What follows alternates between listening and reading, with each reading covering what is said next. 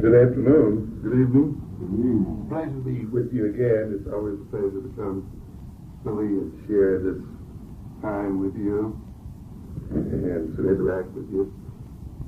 And it's been a bit of a while. We've been very busy since the last time I was here. Busy getting out our next publication. The one I think some people have been waiting for a while, Blueprint for Black Power, which we hope will be out in February. Someone tells me I said December. Well, in part because the book keeps growing like Topsy. I think we're at between 500 and 600 pages now. It'll give you a lot of bedtime reading. The subject matter is very, very broad, and it's an issue that we don't discuss very much, near as often as we should, and that is the whole issue of power. Because everything, essentially, the most important things that we complain about, and a lot of the issues that we deal with flow from our powerlessness. And I'll get back to that towards the end of the lecture. We call our powerlessness by many names. We call it racism and other kinds of things. But in the end, ultimately, it has to do with whether we have the power to transform our situation. You see, it doesn't matter that other people may have racist attitudes. The situation is whether we are in a position to prevent them from carrying out those attitudes and transforming them into behavior. We're going to talk a bit today about critical thinking. And I find that an interesting topic. It's somewhat unusual that a group wants to talk about this topic. It doesn't give itself to a lot of rah-rah and kind of spiritual uplift, but it is of great, great importance.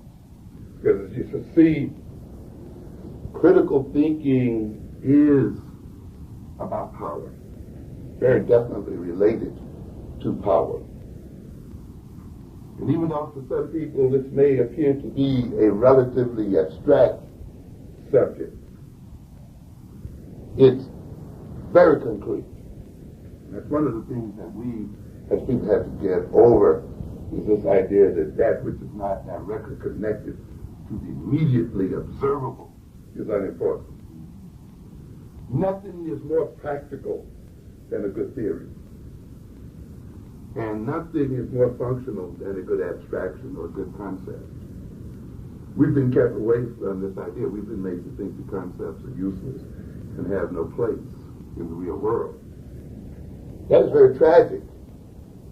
Because when we look and see who rules the world today, we see that those nations who concern themselves with theories and abstractions are the nations that are in control of it. So there must be some kind of relationship between the capacity for abstract thinking and conceptual thinking, the ability to theorize and to move oneself in the world and to have impact on the world. It must not be a situation of mere mental games, because our lives are too concretely miserable for the playing around with theories to be merely that, play. Apparently, theories of relativity, which creates the atomic bombs, but all these other things, must be very, very concrete and bring about very concrete results. So it is time, there's been time then, that while we must concern ourselves with immediate issues, we must begin to move beyond the immediately obvious and gain another power, and that is the power of critical thinking. We'll look in a moment at some of our terms here related to critical thinking, of course, is the concept of critical analysis. Using Webster's dictionary for the basic concept here, analysis, the resolution of a whole into its parts or elements. We talk about analysis, then we're talking about the breaking of the whole up into its parts, into its constituent parts, into what it is made of. Looking at something and seeing how it is put together, or see how its parts operate relative one to the other to achieve a particular end. This is somewhat the opposite of the concept of synthesis, the bringing together, the making into one. So analysis and synthesis are somewhat opposing concepts. And while I'm at this juncture in terms of analysis and synthesis, I'd like to relate this to what we might call a debate going on in the community, an attempt by some people to define as an African mode of thought only nonlinear thinking. And as an African mode of thought, only synthetic thinking, holistic thinking. I think we've got to be very, very careful when we make those kinds of definitions of ourselves and limit our capacity to think in any way necessary to achieve what it is we have to achieve. Non-linear thought, circular thinking is not intrinsically African. I know that goes against some of the modes that some of you are hearing about. Maybe at a future time I can argue why I say that. But let me just say it like in a quick sort of way. Many of you are used to the left brain, right brain analogies. And you're used to hearing the idea, which is supported by a good deal of information, that the right brain is holistic in its approach to the world, is intuitive, and grasps the world pretty much in an instant of time, and sees it in its whole relations and in its wholeness. It's spiritual, tends to be the emotional side of the brain, the sensual side of the brain, the synthetic side of the brain. However, the last time I checked, African people had two sides to their brain. Okay? And it strikes me as kind of strange that the Creator would give us a left and a right, and then tell us that to be African is to be intrinsically right-brained. Usually in nature, the Creator doesn't waste that kind of energy to give you a part of the body that is of no use to you. And so if African people have both the left and right side, then there must be a place for us using both sides of our head. So consequently, as we use the non-linear side, we must also use the linear side, the linear, the logical, the analytical, the one that breaks the whole into its parts, the linguistic side, the one that approaches the world through language, through concepts, through symbols.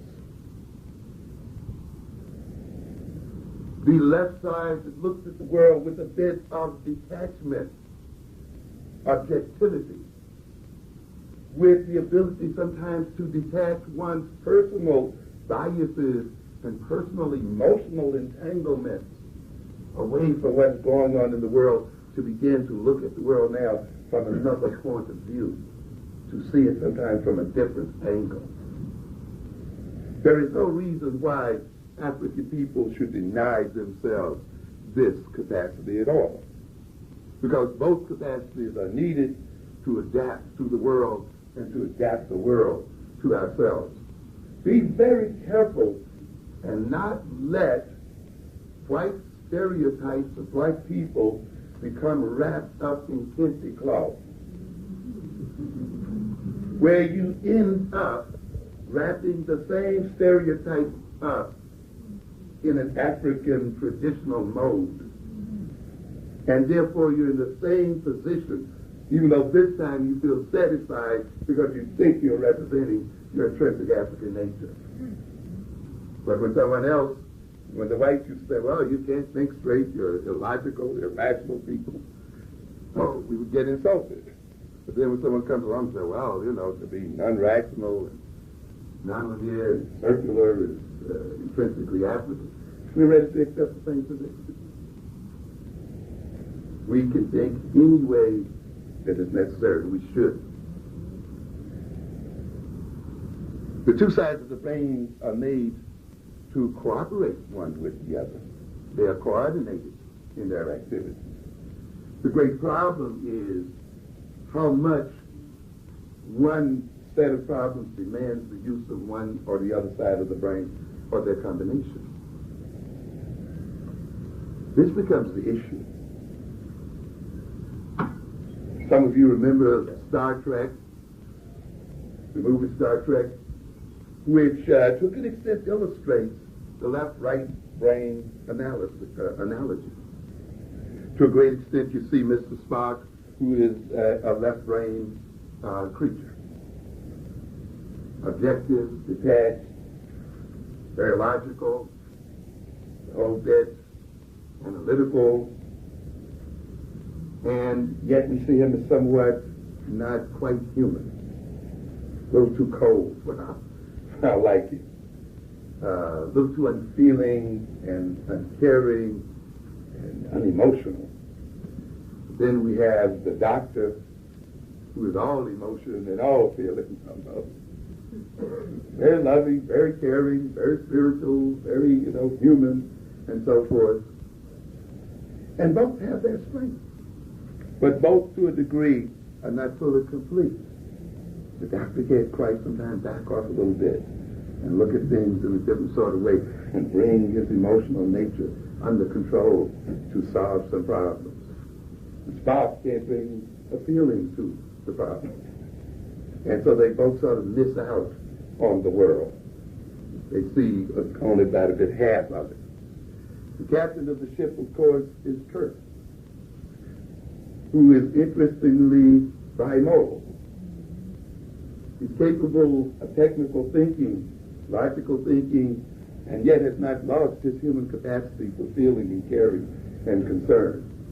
And it's interesting that he utilizes both of these extremes, and he confers with both of them. And they, all three, are taken into a conference in decision making. And they win time and time again because they combine the two major possibilities and integrate them into solving their problem. I would predict then that the ethnic group and the people that will ultimately come to triumph in this world will be the people who can use both sides of their brains and use them effectively and deal with the world appropriately. Anyone who does science anyway knows that science is both an intuitive enterprise and very much a logical enterprise. You can't gather how science is done by reading scientific journals, because scientific journals are written up very formally. And if you read them, you'll make the mistake that this is the way the person discovered the solution to a problem. Often what happens in science, the problem is either discovered sometimes accidentally and often intuitively. Sometimes the whole answer comes. And then the scientist breaks it down, proves it mathematically, you see, breaks it in its parts. Frequently, many great scientific discoveries have occurred in dreams. You see, a completely almost unconscious process where the whole image appears, then the formal proof is laid out. But often in the journal, you just get the formal proof, you see. So people think then that science is a wholly logical, step-by-step situation, and quite often it is not. As a matter of fact, if you want to be creative and you want to arrive at the creative solutions,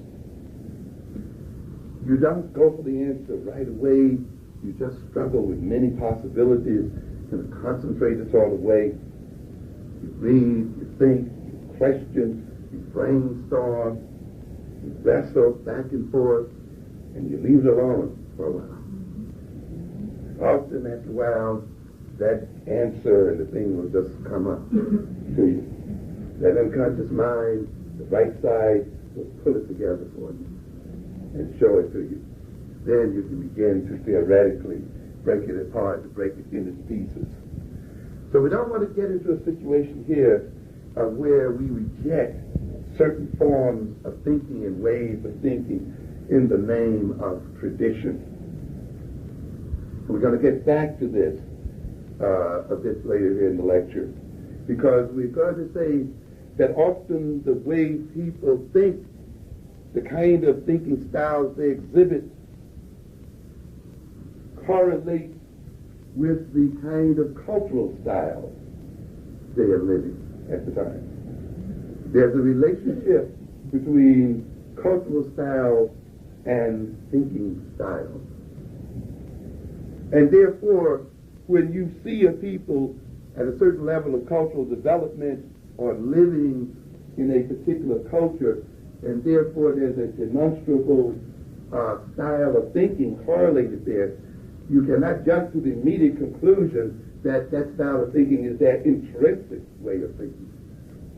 You see? But the style of thinking reflects the style of life. You see? We often forget when we talk about African styles of thought or African tradition or African values, we often forget that African cultures evolve the way other cultures evolve.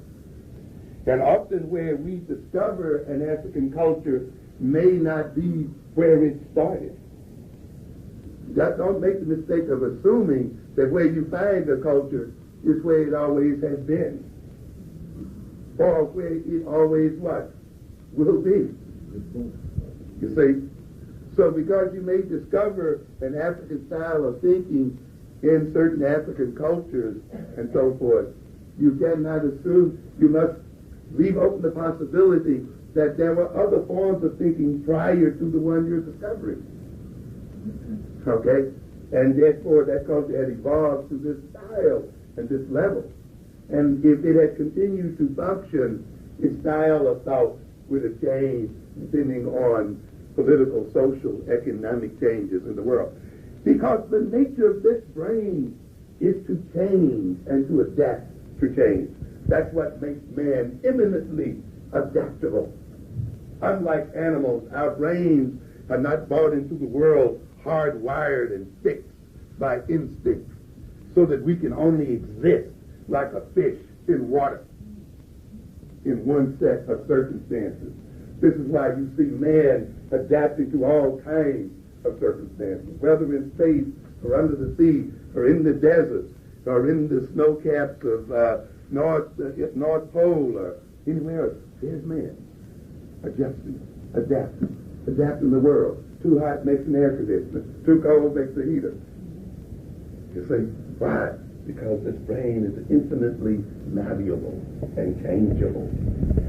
You see, and the African brain is second to none in its capacity to adapt and to change. So when we talk about analysis, we talk about a method of determining or describing the nature of a thing by resolving it into its parts, the process of resolving a problem into its first elements, investigation of the relations of variables. The machine is made of parts, but those parts have a definite set of relations one with the other. And it is the dynamics of the way those parts relate to each other, how they move relative to each other, or don't move relative to each other, that produces the work of the machine. And therefore, when we talk about an analysis, we are looking then at how a whole thing operates, how it produces what it does in terms of how the parts that make it up operate relative one to the other. When we talk about then the concept of critical, we're not just talking about critical in the sense that we use it daily, sometimes in terms of perhaps being negative in judgment. We're talking about it as disposed to judge and discriminate with care and precision based on principles and methods. One just does not criticize randomly, but one looks at something in terms of some basic principles or ideals or norms or values or according to a particular logical set of approaches. When one is a critic, one judges anything in terms of a standard or criterion.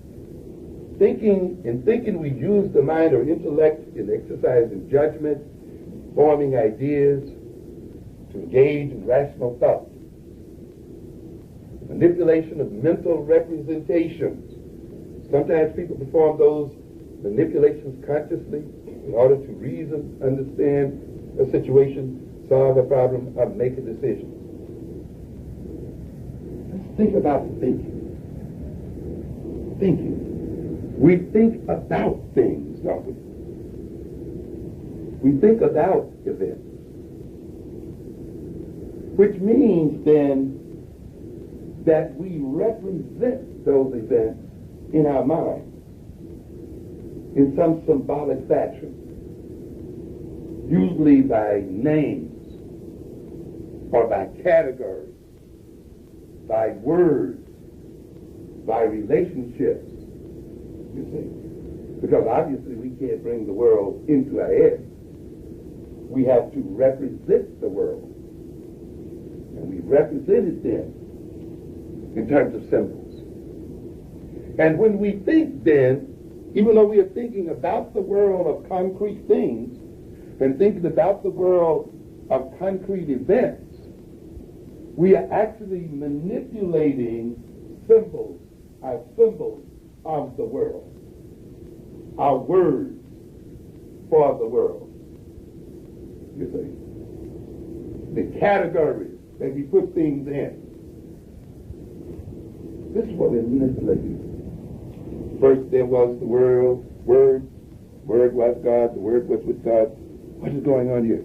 God, the Creator, creating the world, dealing with the world in terms of what? Symbols. Let there be light. There's an imagination of light, a vision of light before it comes into being. This building first appears in terms of ideas, not as a random throwing together of brick and mortar. As a result of symbolic activities in somebody's mind, symbolic activities between people talking, let's build a building, how much will it cost? Nothing but what? Symbols, words. So man creates the world in a way similar to the Creator. First, creating it and dealing with it in terms of what? Symbols, and manipulating symbols and concepts. And I'm emphasizing this, so stay awake and hang in with me. I know this is not the usual, but it's very important. Remember, the people who rule this world rule it through concepts and words and symbols. As we should talk about in a minute, they intend for you to go to sleep when people start talking about words and symbols. They don't want you to be alive to them. Because the symbols and the words are their sources of power. Just as we are saying about the Creator, the source of power was the use of the what? Word, of the symbol. Okay? As a rule of thumb, you can say wherever you see something being utilized across all cultures, then you must recognize that it is a vital part of human life. You will not find a culture that does not have a language. I don't care how primitive or what have you. When you find something present in all cultures, regardless of their nature, their religion, all this other stuff we talk about, then you can bet that this is something fundamental to human existence. That is then the word and the use of the word. The symbol and the use of the symbol is fundamental to human life and fundamental to human adaptation. One of the major problems we have today is that we let other people define the words that we use. We have not taken from them yet their power of definition. One of the major problems, as we may have a chance to talk about later, in terms of our children, that we have in the schools is a weakness of vocabulary, a weakness of word power. This is where it starts. You've heard me talk about the developmental psychology of the black child. You've heard me talk about the advanced development of our children and the fact that that development begins to falter at the point where words become the chief instruments for academic success. And at that point, you will see our children falling behind. You see, the further you move up in the educational process, the more and more important words become. The ability to write, the ability to comprehend through vocabulary, the ability to manipulate symbols, math, and all these scientific symbols and other symbols. The farther you go up, the more these things become the chief instruments. And therefore, people who do not gain power over these instruments are people who have problems in the academic setting. And often then, our style of life, for many of us, is one that does not leave us with a great deal of word power, and leaves many of us even fearing the word. We fear it so much, we don't want to even be seen with the book. You can see some of your young sons and daughters who wouldn't want their buddies to see them dead with a book in their hand. They fear more the word in books than anything else. Tragically, this has caused tremendous problems among our people. So when we talk about then thinking, we're talking about the manipulation of these mental representations to solve a problem, to understand a situation, to make a decision. At other times, such as when people daydream, the manipulations are less goal-directed. When we talk about thinking, we're talking about the ability to imagine or represent objects or events in memory, to operate on these representations. From an information processing point of view, thinking refers to the way people receive information from their environment, operate on it, integrate it with information already available in memory, and use the product as a basis for deciding how to perform. The information processing approach is of exceeding importance, and it puts emphasis on three major areas. You know, they have a statement in computer science that says garbage in, garbage out, right? No matter how good the computer is, if you put in the wrong program and if you throw garbage in it, that's all you're going to get out of it. The computer can only deal with the way it has been encoded. That's why we talk about what? Programming. You got to program it right if you're going to get something out of it. The information processing definition comes out of the computer field. The human brain is a computer, and it is an information processor. And it begins this operation based on its programming, based on the information put in it, and how that information is put into it. Because without that, It cannot process information that is what? Not there. And if the information is put in incorrectly, it is then going to produce incorrect behavior, incorrect responses. So it becomes very important to note how information is placed in this computer. When we look, for instance, at some of the issues going on with our children in the schools and with us in general, we can look at ourselves when we produce certain problems and unable to change our situation in terms of thinking as perhaps having problems in three areas. Thinking is so important. I hear a lot of us talk about how rich the African continent is. But yet we are puzzled as to why so many Africans are starving over that wealth. And why we talk about Africa as poverty-stricken. Because, ladies and gentlemen, ultimately, wealth is not in the soil. In fact, sometimes I facetiously say that Africa would probably have been better off had it not had any wealth in its soil. Because then Africans would have been forced to think for a living. What do I mean by that? Look at the nations that are dominant today. Are they wealthier than Africa in its soil? Then their wealth apparently doesn't depend on their soil, does it? No. Look at Japan. No minerals whatsoever. Nothing. Maybe a little coal. You would look at Japan as if it were a completely dependent nation in that it has to get its basic raw materials and everything from everywhere else. But yet Japan is a major economic power. Why? Because the wealth and power of a nation is not in its soil, it is in the heads of its people. It's in the mind.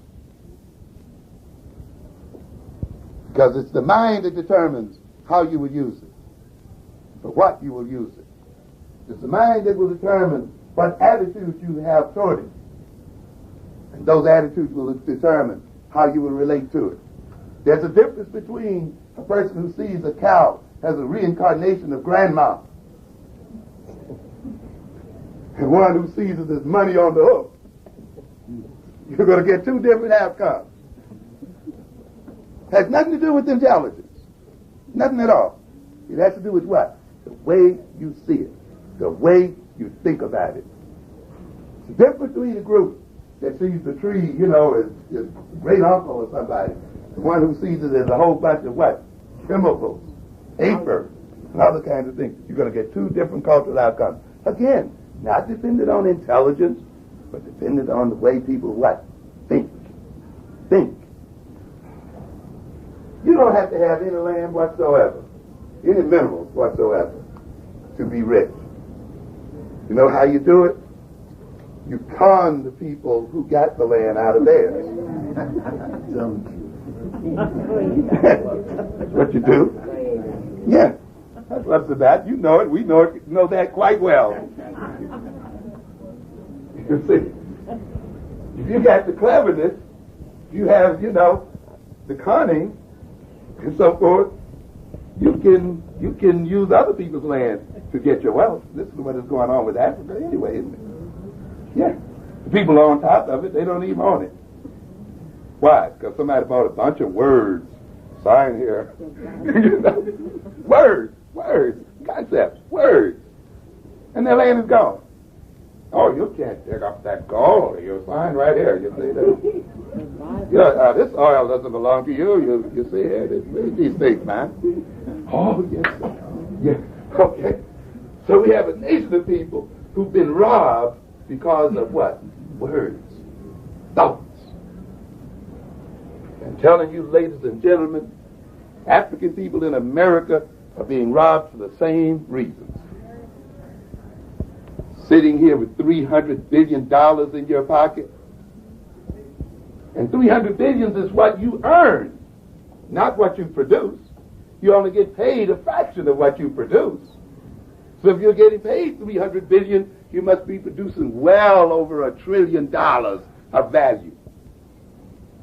If Mike Tyson gets paid $20 million for one boxing match, that boxing match is worth $200 million.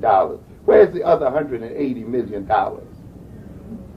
We don't ask that. Our eyes are breaking up because he's got only 10% or 5% of what he's produced. And that's where we are. That means then that the African nation in America is one of the richest and most productive nations on this earth. But speaking of words, one of the major problems that you have is you refuse to think of yourself as a nation. And because you don't think of yourself as a nation, you cannot use the resources that you have in your pocket. So true. Because someone else tells you that you are an aggregate of individuals. And being individuals, you cannot operate as a nation. And therefore, you cannot protect your national wealth. But other people operate as nations. And the Negro has been sold on this silly, stupid idea of individualism. No such thing. You think so, don't you? Oh, I'm an individual. All right. I always ask people this. If you're an individual, you believe in individualism. Well, tell me this. Why is it that 180 million white individuals don't spend any money with you? Good question. They're supposed to be so different. Everybody's doing their thing, right? Well, we should be getting a whole chunk of them bringing their money over to us. Since they're so individually different. Okay? But they all seem to do what? Go the same way. Why is it that 7 or 8 million Asians, individuals, are spending the money with you? Why do millions of Arabs spend no money with you? Millions of Dominicans. We can name what? One group after another, filled with individuals. Individuals, though, who seem to be agreed on one thing: give Negroes no money. So then, at the bottom of that individuality must be a commonality there. And to a degree, their individual behavior must be at some point defined by a certain level of social behavior and connectedness and identity. But they tell the old Negro he hasn't to be connected with anyone or anything. And of course, then look at the difference between the concentration of wealth in one who thinks that way and the other one who thinks that. You got to wake up and find out what's going on. You must begin to think of yourself as a nation among nations. That's right. America is not one nation. It is a nation of nations. Right. Each of its basic ethnic groups functioning as distinct nations, with the white nation being the primary one. You sit here night after night and you hear them talking about Japan and the United States, right? And you heard the GATT conference just got over, the NAFTA situation that was just concluded. And you hear them talking about the idea that Japan comes into the American market, sells what it wills, earns tremendous amounts of wealth, repatriates that wealth back to Japan, and has a lot of foreign reserve to the point where maybe 8 out of 10 of the richest banks in the world are Japanese, filled with American money.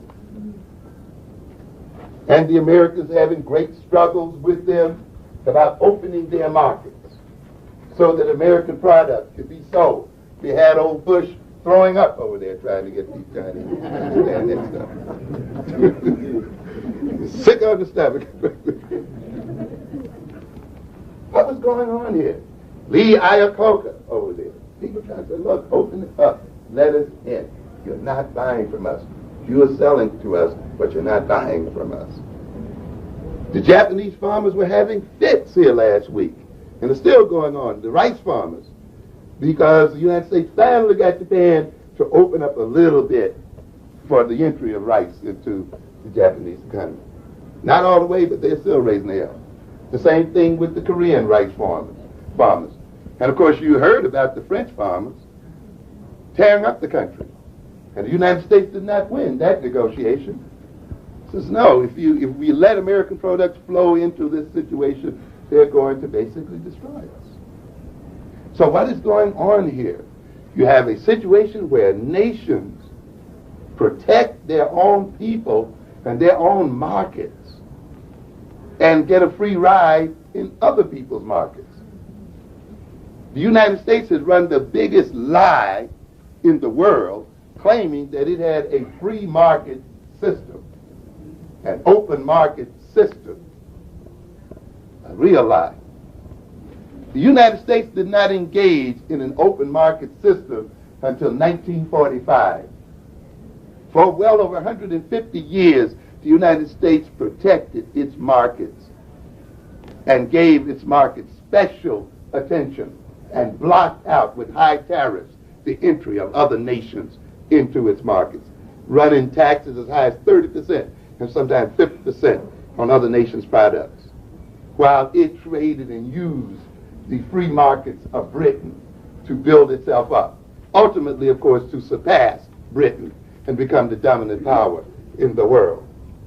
Japan came and ran the same game on the United States, protecting its market, closing its markets off, entering into the United States market and making money there. Now, what does this have to do with Negroes in America? Everything. You see, if you think of yourself as a nation, you will recognize that you have an economic policy, that you have an economic strategy and ideology as a people. You have come to believe the myth of the free market. Black Americans have never been a part of a free market. We're not a part of a free market now. We've never been. A free market means that you trade pure and exchange purely based on value. Nothing else. Nobody cares who you are, where you from. You got the money? Here it is. That's all. And you're judged purely objectively in terms of values. That's what a free market does. But as soon as someone looks at you and say, you're black, I'm not going to say you're not in the free market. The market's no longer free. You're black, I'm not going to make you alone. You're not in the free market. Okay? Because now the market is not being determined by pure exchange values. It's being determined by other values, values of race, culture, religion, and things like that. And therefore the market is no longer free because people's ability to move in it are restricted. See? You understand? You put money in these white folks' banks, and they won't let you have your own money. You can't get your own money out of it. Own money. You hear what I'm saying?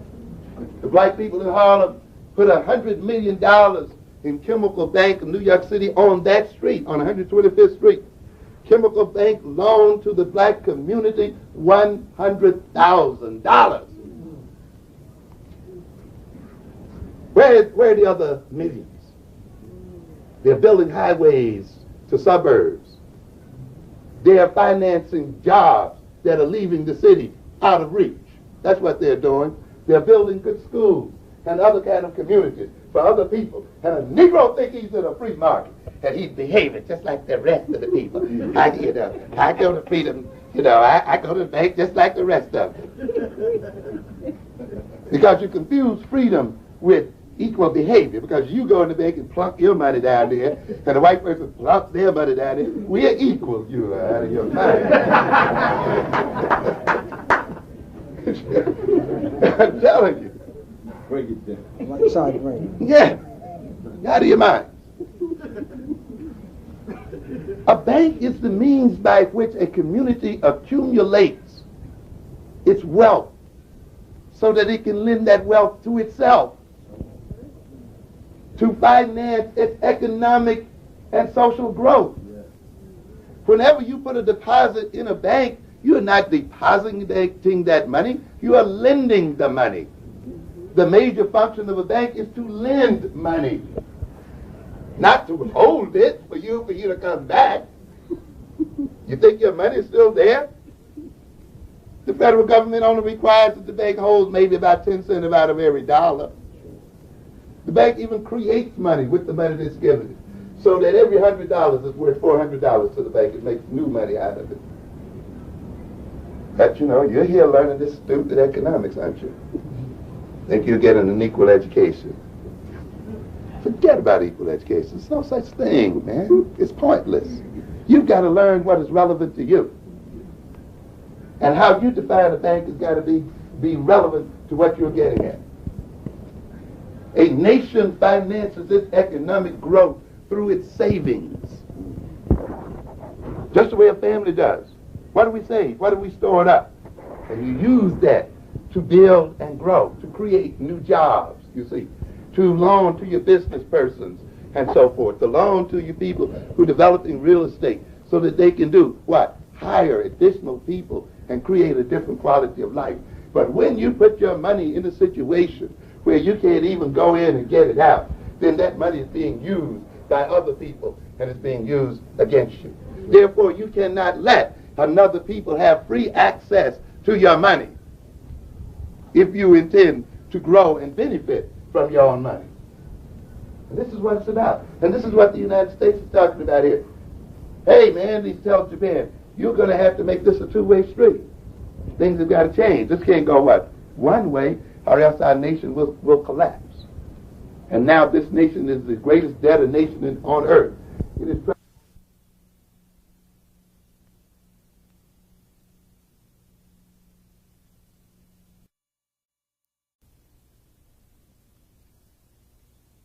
This nation is the greatest debtor nation on earth. It is trying to wrestle with how the hell it's going to maintain the health of its people. It's hardly able to even pay to maintain the health of its population. Its Social Security funds are going to be running out very soon. And it's then going to struggle with how it's going to maintain its retired and others in financial. You want to see why the black community is collapsing the way it is? It's not because of any great individual situation. If you look at yourself as a nation, it becomes very apparent, as I think I explained in the last lecture here. What is going on here? I ask you, rhetorically, how many people in here owe another black person or a black business a very substantial amount of money? Very few, right? Mm-hmm. Very few. Do you know what that means if you look at this as a nation? That means that we added ourselves up as a nation, and we looked at our debt and looked at who we owed our money to. All of our money would be owed where? Outside. We then are an indebted nation of people. We have a great foreign debt, the way third world nations have, and we are suffering then third world nation problems. Because the greatest part of our wealth is being used to service our debt that belongs to other people. We have then very little left to finance our own housing needs, our own educational needs, our own health needs, the recreational needs for our youth, to maintain our families, to see that the men and the women work so their families can stay together. In other words, when you have a nation whose wealth is flowing out, it owes more than it is bringing in, when it has very low savings rate and cannot use it, you're going to find a nation in disorganization. You're going to find a nation whose government is unstable. You're going to find a nation of people who have no respect for the authority of their government and no respect for each other. And this is what's going on in here. You're letting your money flow out to other people, and every penny you get, you're taking it to other people. You can't build any recreational centers for your children. You talk about African-centered education, and you can't sponsor a school so that they can be educated in. You cannot create jobs, and you talk about how your youngsters stand on the corners and shoot you. And you want to be respected, but you provide them with no economic legacy. You provide them with no economy, and yet you think that they should respect you as you walk down the street and give their wealth away to other people. And keep other people's children out of crime. And keep them in suburbs. And keep them in schools. And then you think you have the right to walk down the street and feel safe. You've got another thought coming. They're going to kill you going and coming. Because they've learned one thing. The only way they can get money out of you is to knock you in the head and take it out of your pocketbook. Because you're not going to invest it in a way that they can gain in a more legitimate way. So true. What am I saying here? And what is this the result of? The absence of money? No. The absence of a way of thinking. The absence of the way of using the concept. And using the concept what? Nation. That's right. And then you begin to understand. The Koreans relate to us just the way Japan relates to the United States. The Arabs relate to us just the same way. Every other ethnic group does the same thing. The black folk have a free and open market. We are free to go in, take out, earn, and so forth. But what is their game? Close them what? Out. They cannot enter into our market. They cannot earn money in our markets. You see? What do we call that? Love? Multiculturalism? Some kind of stupid yeah. Listen at it. You know, look at what's going on here. You don't ask anything of people who come into your community. Hey, you want to work? You want to do business here? Leave something here. We're going to tax you something for doing something. You just don't come in, take everything out, and pay no attention to what's going on here. But we don't ask them a thing. All we ask them is smile, be nice. See, Koreans, they don't smile. I wish they could be. It doesn't matter if they're taking all the money. It's just that they don't smile. You know, they're not nice to us. And when they smile at us, we feel so multicultural. You're getting along with all people, ain't they? They just run it out with the dough. You got to think deeper than that, ladies and gentlemen. That's right. They operate as a nation. They have a savings rate of 20%. 20 cents out of every dollar. And they keep it in their areas and for themselves. The Negro has a savings rate of 2 cents. That's right.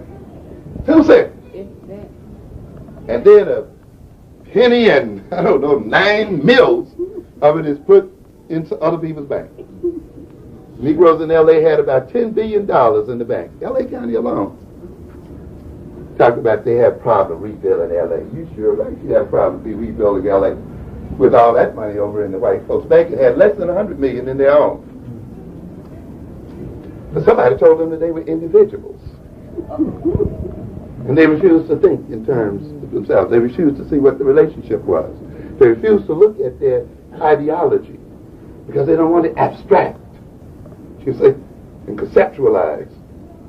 And so we're like, what is our economic philosophy? Free and open market? Nations that have moved ahead in the world have not let their markets be free and open. Nope. You got to read the history. The United States, when it was building itself up past Britain, did not have a free and open market. Not no stretch of the imagination. France, as it moved, Japan, as it moved across the United States, did not have a what? Free and open market. South Korea, the same game is going on, ladies and gentlemen. This is, you got to hold your own and get more. You're not going to make it when you let your markets be wide open to everybody. That's not what if you want to make it in the world, you can't do that. Nations and groups that have moved ahead provide what we call privileged access to resources, meaning that they provide resources to their own group that they don't provide to some other group. Okay? And of course, when you have that, you don't have a free market, right? You say, no, I'm going to spend my money here. I'm going to lend my money here. And you see the other groups doing that. White folk lending to white folk, Koreans lending to Koreans, Arabs lending to Arabs, and Negroes lending to everybody. And then we wonder why we can't get ahead, because everybody's got our money. Yes. You have to what? Limit access to your resources. This is how nations get ahead. Now, what has happened in America then is that the white nation has privileged access to resources and markets. It's got privileged access to white folks' money, since they won't let us have any of it, or much of it to count. And they then, because we put our monies in their banks, they have also privileged access to our money. Okay? They also then have privileged access to the white consumer, since that consumer is not spending any money to us, with us, you see. So they got that money. The cute thing about it is, they also got us. And so the poor black business person has basically no market at all. Neither the white market or what? His own market. Are you hanging in with me? Are you with me here now? Yeah. We're trying to move this discourse up to another level. If you want to change this stuff here, man, you got to move up. You got to change your discourse and move your thinking around. You understand? You got to change it up. You got to think in different ways. Take a whole different approach to the way you're doing it. Yeah. I give an example in the forthcoming book.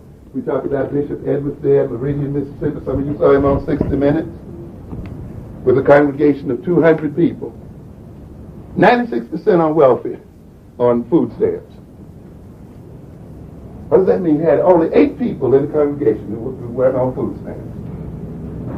What did he tell them one day? You don't have to live this way. You don't have to be this way. All you got to do is change the way you think. Now, they had food stamps in their hand. And they have these little brown colors and so forth, right? Because they don't look green, people don't think they're money. But anything can serve the purpose of money, can't it? It's a medium of exchange. These people had wealth. You see, even though they were food stamps and people are used to receiving them in the context of poverty, they don't think of it as what? Wealth. This is wealth. You got wealth in your hand. But you got to do what? See it that way. Or you can see it as just your food money. You know? Now, look at it. What did he do? They all put their food stamps together and they bought from a wholesaler. You see? They opened a grocery store in the auditorium of the church. Within 4 months, they have enough money to buy a supermarket.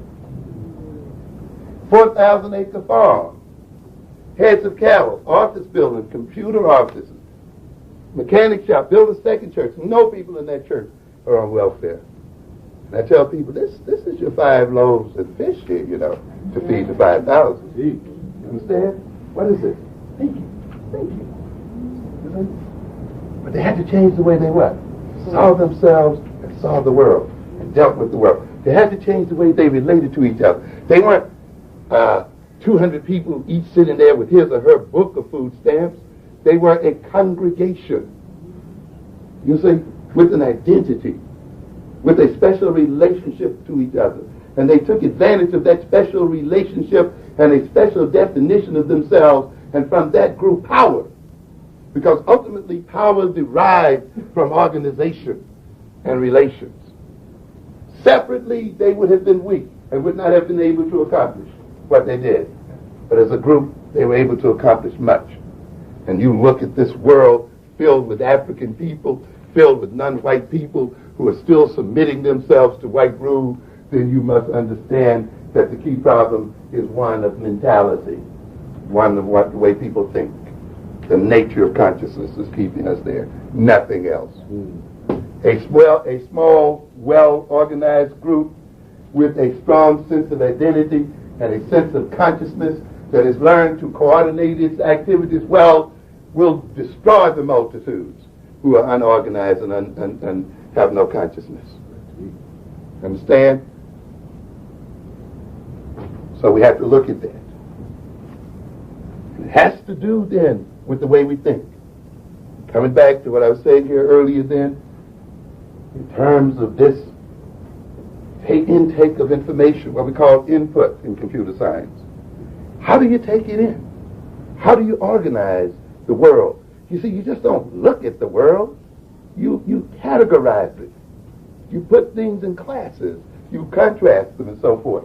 And to a great extent then, when we look at the problems and issues and characteristics of many of our children, we'll see, as indicated here by Feuerstein in his book here, when he talks about the input phase, that sometimes we are taking in the world in a blurred and sweeping fashion. The approach of putting in the information is almost helter-skelter, not put into the brain according to plan. So he talks about here then the approach to the world and taking in of information as unplanned, impulsive, and unsystematic. What gives people a plan? What gives people a means of ordering information? One of the things that gives you a means of ordering information is an intentionality. To have an intention, to have a sense of purpose, to have a sense of destiny, to have a sense of identity, to have a sense of self-definition. And therefore you organize what you see in the world in those terms. Things that become important are not important, depending on those terms. Things are relevant or irrelevant, depending on those terms. But if you have no identity, if you're just one big mouth shoveling food inside of it, then what difference does information make? One bit of information in one part of the world is as important as the other one. So you get in what? Scattered information, unorganized information, and before you know it, you're scatterbrained. The information is in, but it's not in according to what? Category. You see? But when you make up your mind that you're going for something, that mind will do a marvelous thing. It focuses your attention on those things that are relevant to achieving the goal that you've set for yourself. And it weighs those things and compares and contrasts those things. Well, this is valuable to where I want to go. No, this is not valuable. You know, I got this mood. I want to party tonight. Hey, but if you do that, you're going to miss the exam tomorrow. Hold back on that impulse because this is not going to get you towards your goal. But then if you're one of these guys, I ain't got nothing to do. I ain't going nowhere. I ain't doing nothing. Then why should I resist? You know, give in. Have a good time. One thing is as important as the other. You see? And therefore, people who don't have long-term purposes and long-term goals, missions, and so forth, are people who are open to distractible behavior, whose mind, who have short concentration spans, who are unable to see the value of the knowledge that they're getting because they don't see where it fits in their lives. They often reject valuable information because they don't have any criterion against which to measure its value. This is what a nation gives you. This is what a culture gives you. This is what a sense of purpose gives you. The day you make up your mind that you're going to stop letting this white man rule over you, then you ask the question, what kind of mind must I develop? What kind of social relationship must I develop? What kinds of institutions must I develop? What kinds of ways must we relate to each other in order to do what? Achieve this goal. What kind of knowledge must we acquire? What kind of mental skills must we acquire? But if all you want is for him just to be nice to you while he runs the world, then you don't have to work these kind of things. You see? But you got to have some reason, because the mind is directed by purpose, and the eyes are directed by purpose. They are looking for something. For people who have no sense of purpose, their eyes are just moving over the landscape. The information just is rolling in without any real place in their minds. And too often then, because we as African people have not given ourselves full purpose and have not taken full responsibility for our future and ourselves, we don't know what to do with the abundant amount of knowledge that is available in this nation. I often say, you have to be dumb in America not to know anything. Yes. You have to will yourself to be dumb. You must see your place in the world as being dumb. Why? Because we have tremendous amounts of information available to us in this country. There's no reason for ignorance in America. None. Yet, why do we find some of the dumbest people in the midst of all of this knowledge? Okay. What can I tell you? Because someone must have convinced them that that is their role in life. Someone must have given them a self-image that they were incapable of learning, or that knowledge has no place in their world. That knowledge is pointless, and information is pointless. And strangely enough, often those people who've been convincing them of that are the ones who are using the knowledge. Yeah, processing the knowledge. They look now in the future, these people that run the United States, see the United States as essentially being only an information processing nation. That's why they're letting the factories go. Who cares anymore about manufacturing plants? Let the third world get smoked out and pollute. Yeah. Yeah. I wish I had time to talk to you about what's going on with the gas, and what they were telling those French people in a way. They were telling these people, look, man, you buy at the lowest prices. Isn't that what they tell us all the time? It doesn't matter who's selling. You tell some of your black merchants that, don't you? Well, you're a little too high. I got to get the best price. All right. So now they're trying to get the world to operate that way. And say, look, if your farm products can't compete, and they're higher than ours, then put your farmers out of business. In other words, in an extreme sense, you would see France without a single farmer in it. No farms in France. Why? Because the United States farm products are what? Cheaper. So let the French people eat United States stuff. Isn't that a hell of a situation for a nation to be in? No farms, no food of its own. It has to depend on the food coming from outside. Kind of reminds you of Negroes, doesn't it? Yeah. So that those people now don't have to drop bombs on them anymore. They perform economic warfare against them. Just cut their food off and manipulate them in terms of the manipulation of commodities. Then they talk about one world, one peace. It's an amazing situation. But some other people said, no, we have a different set of values. We think it's important that we grow our own food, even if we have to pay a little more for it. A different value system, you see.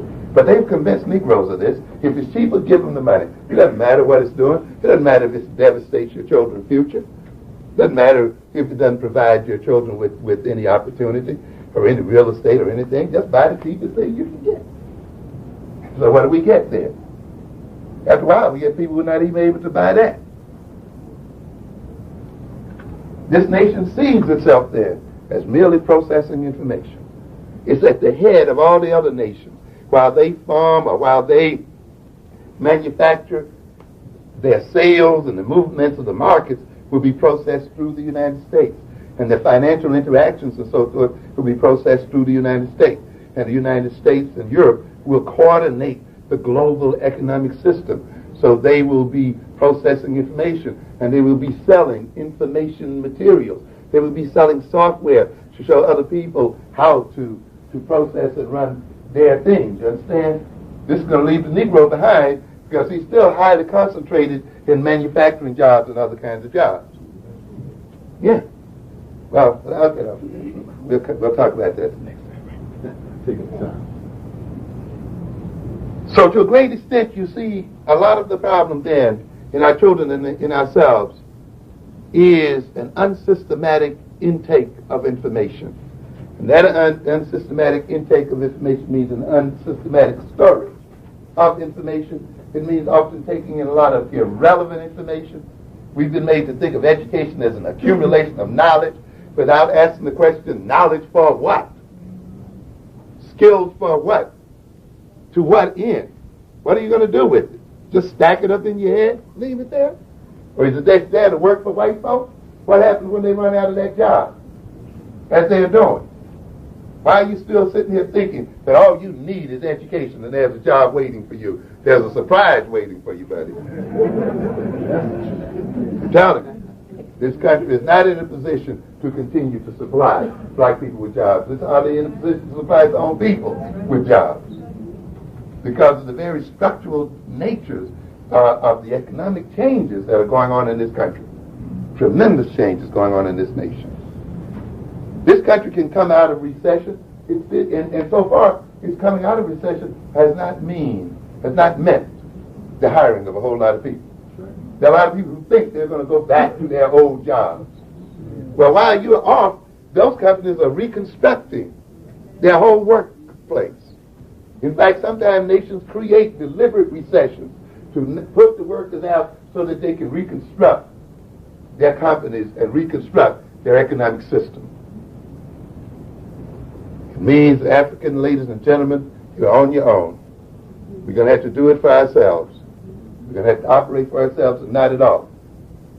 And you can see this nation does not intend to integrate us into its system, where they can sit up and dedicate $22 billion to a so-called crime bill,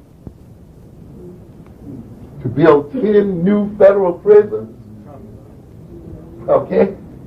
That means it's making room to lock up more black folks. That's right. Yeah. That's all it is. When it costs from $30,000 to $50,000 a year per inmate, and the nation tells you that it cannot provide your children with $10,000 or $15,000 per student necessary for their education, then you must know what's going on. You have to know what's going on. And that's $22 billion from the beginning. That doesn't count the other billions that it must continue to pay to do what? Maintain the system. At that rate, all black Americans could be millionaires if they just gave the money out.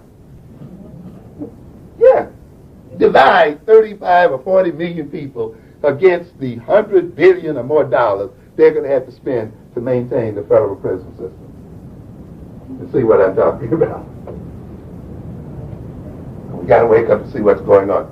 Often what happens here then, not only are we not systematically gathering the information due to an absence of sense of purpose and so forth, we're not operating on the information. You see, the information comes in often haphazardly, not according to plan and intention, and because we have not developed many other aspects of thinking, we often inappropriately process the information that we have. And when we do that, we then engage in inappropriate behavior. There's a relationship then between thinking and behavior. The basic function of thinking, of course, is to adapt to changes in the world. Why analyze? Why do we engage in a critical analysis? We want to see how things work. Maybe to duplicate them. Maybe to change the way they work, to improve them. To innovate on them. This is the way the Japanese did it, right? It's a fascinating story, the Japanese story. The United States spent something like $120 billion back in the 60s, 70s, to develop advanced equipment and methods and so forth. They sold it to the Japanese for $7 billion. The Japanese took that information, those methods, machines, looked at how they worked, and innovated. See? And sold it back to the United States. Sold it to the world. The United States, in a sense, financed its own demise. The way black people are financing our own demise. Same game. Yeah. The Japanese told them, you want to get access to our market? Yes, we want to sell to the Japanese. That's what we want to do. Okay, we want to sell semiconductors, very important to computers, right?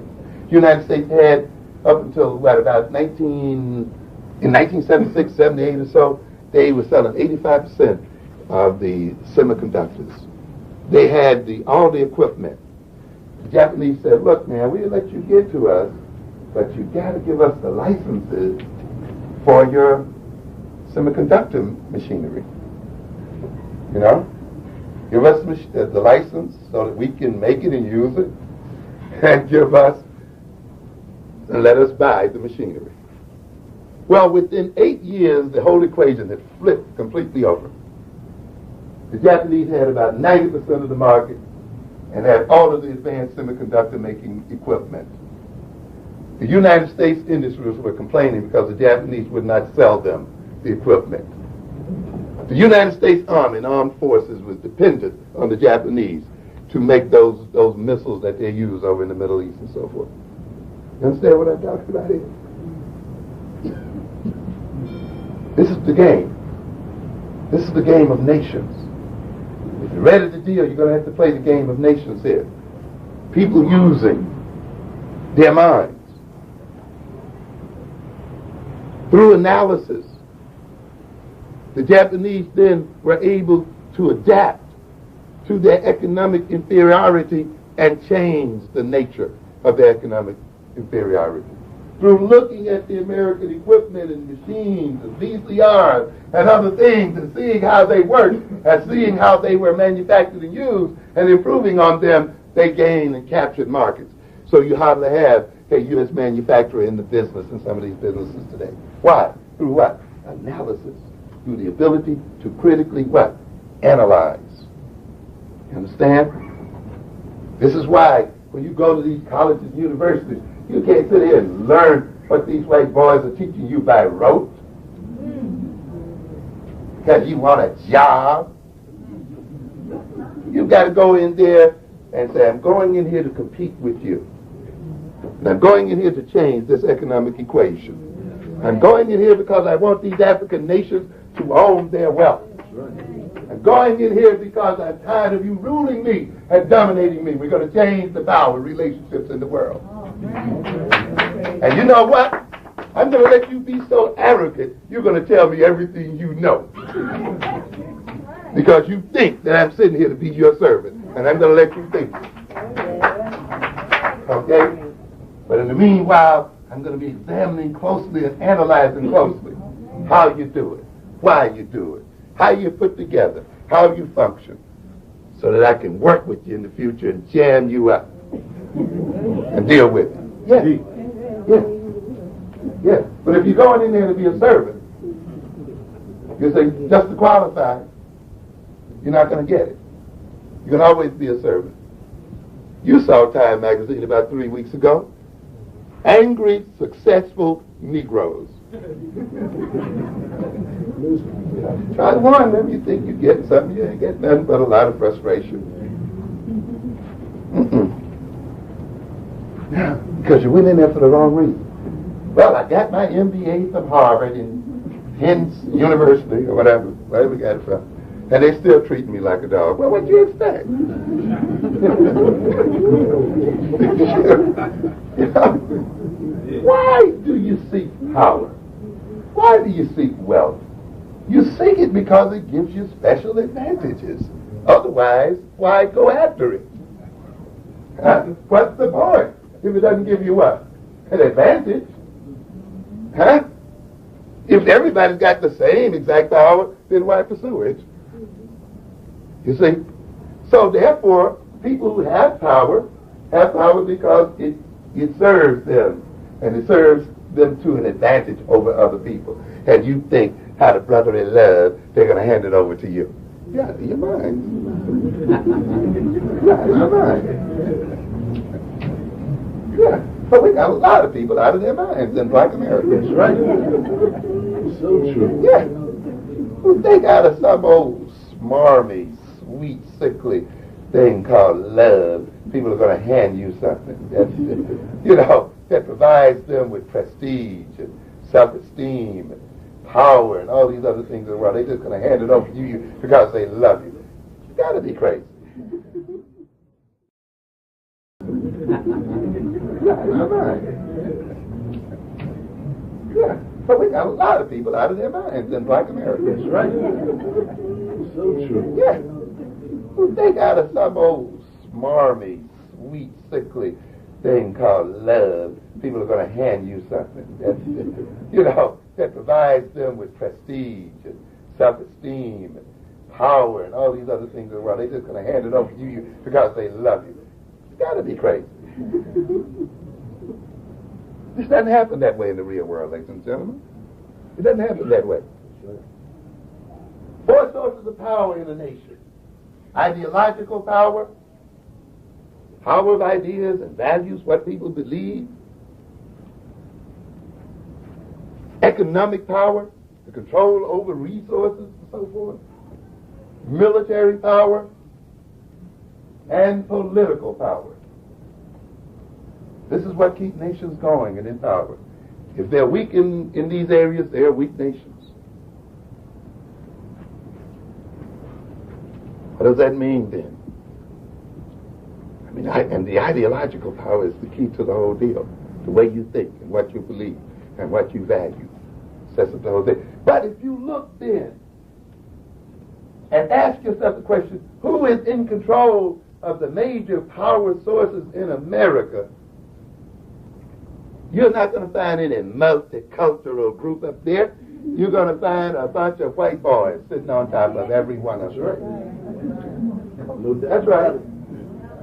Whether you're talking about the church, which is a major source of ideological power, or whether you're talking about the media, which is the other major source of ideological power, you see who? White boys, white men, not even women, white men. White males, not even Jewish males. White Anglo-Saxon, Western European males. We are a nation of many people over there. Look at the military. Same thing. They're out here getting ready to disarm you. Right? Let's take the weapons off the street. Let's take the weapons out of the U.S. Army. Let's take the weapons from the police. If you're going to take the weapons from the city, disarm the cops. Disarm the National Guard. Why?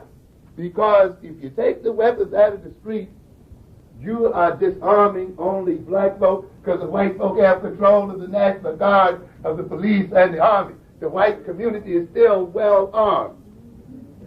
And behind all of its nonsense is this physical force in the form of a military machine. Understand? We don't want to understand that. Break it down. Break it down. And it's headed by whom? White boys. White boys. White, black men. Oh no, your greatest goal in life as a white man as a black man is to work for a white man, ain't it? To be number 2 in charge of special markets.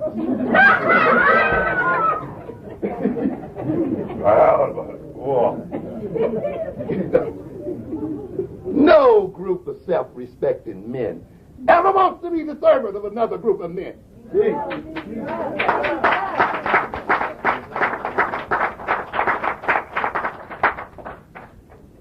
I'm going to say something controversial here. The major problem in the black community is not black male-female relations. The major problem in this country is black male-male relations. I tell it. Because if you can get it together and end this white boy's life, this white boy's power over your life, and learn to operate as a team of people, and operate as a team of men, and decide you're going to break the power of white men to run the lives of black men, you can make life better for your women. And you can make life better for your children. Yes. But you're sitting down here killing each other because you're too cowardly yet to undertake the mission to remove the true source of your frustration. Which is like male. Yes. And this is the thing that scared these white folk this week up there on that train. Because black men have made a secret contract with white men that even though we are frustrated by white men, we won't kill them, we'll kill each other. And now they're afraid that the contract is up. That instead of displaced aggression, as I talk about in black-on-black violence, where one displaces the aggression away from the true source of frustration onto something else, that at last we might be catching on that we need to change the object of our aggression. And I told you in black-on-black that the whole of this social order is dependent on black folk. It defines itself in terms of us. And how we behave determines the nature of the whole social order. That's it.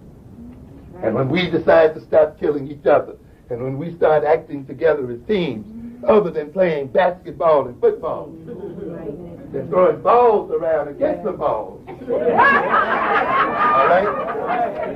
I'm done. This will change the social order of America. Yes. Because the whole social order is dependent on black men seeing each other as the primary enemy. We save them by looking at each other this way. We preserve their power by doing it this way. As soon as we end it this way, you'll see some things. That's why they're as afraid of the Muslims than anyone else. Why?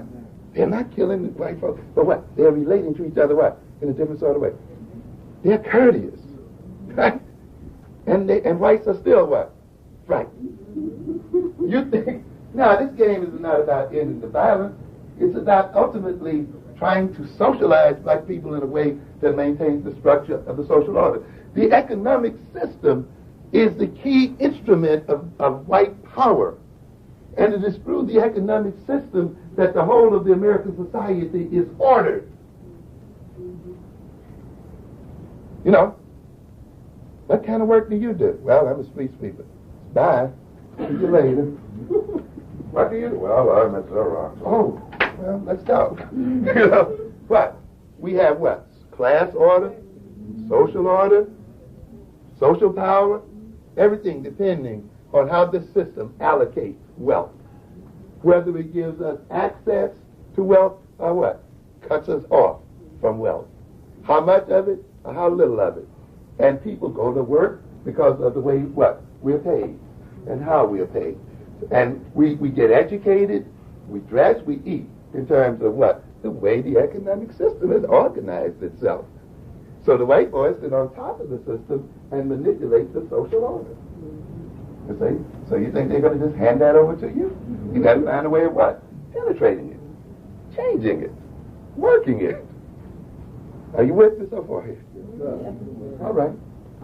We got to move it. We got to move it on another plane. But that requires what? Thinking in a different sort of way, analyzing in a different sort of way. You can't get away by just calling it racism. That's not a good enough tool of analysis. You know? If we could stop the hate. Yeah. Hate has little to do with it. So they stop hating you. They still own the big house. And they still have the power that goes with it. You know what I mean? But, you know, we're willing for them to own everything as long as they treat us nice. And that's the way it works. I guess that's what the deal is. Yes. Problem solving, then. To analyze is to solve problems. To analyze to even find out what the problem is. Got a lot of Negroes around here who don't think they even dominate. I don't think. You know, they can't even see their oppression. You know, here they are dependent on, with their very lives, dependent on the goodwill of another people. They know they're not dominating. You know, the other people got all the military, control of the economic system. Their very lives in the palm of your hand. You're talking about you're not dominated. Okay? Getting up, going to work according to their schedule. Okay.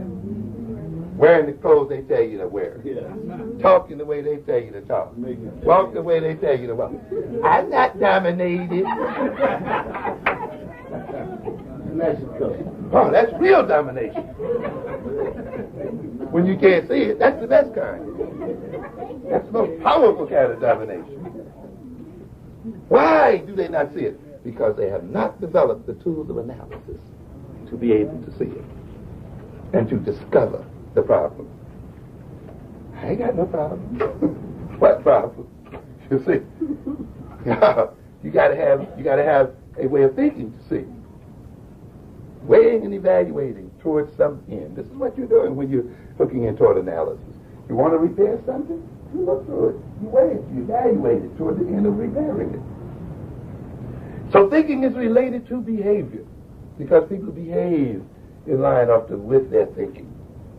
And therefore, if you want to control behavior, you control the way of people think. You control their capacity to manipulate symbols, as we were talking about earlier. Their capacity to name the world, to categorize the world, and to work with those categories. You eliminate their capacity of desire to call themselves a nation. And then using that concept of the nation, begin to transform their economic and political relationships with the world. Make them buy the idea that they're all individuals, disconnected one from the other, and the greatest thing in the world is for them to pursue their own interests without regard to the interests of the other people. And tell them that's American, and that's what made this society as great as it is. How great is it for you anyway? You know, we are a great country. Yeah, right. Who? For whom? Critical thinking leads to creative thinking. You see, to the development of strategy and tactics. And out of strategy and tactics come power. People with strategies can defeat powerful armies. The Vietnamese, with strategy and tactics, went up against the mighty United States and humiliated it. And it has not yet gotten over the trauma of the Vietnam War. It'll take them, I don't know how many centuries before they can get over the shame that was laid on them. Why? Because of the way the Vietnamese organized their warfare, you see, and organized their tactics. And so against a power that you would think on the surface was overwhelming in its nature, they still destroyed it.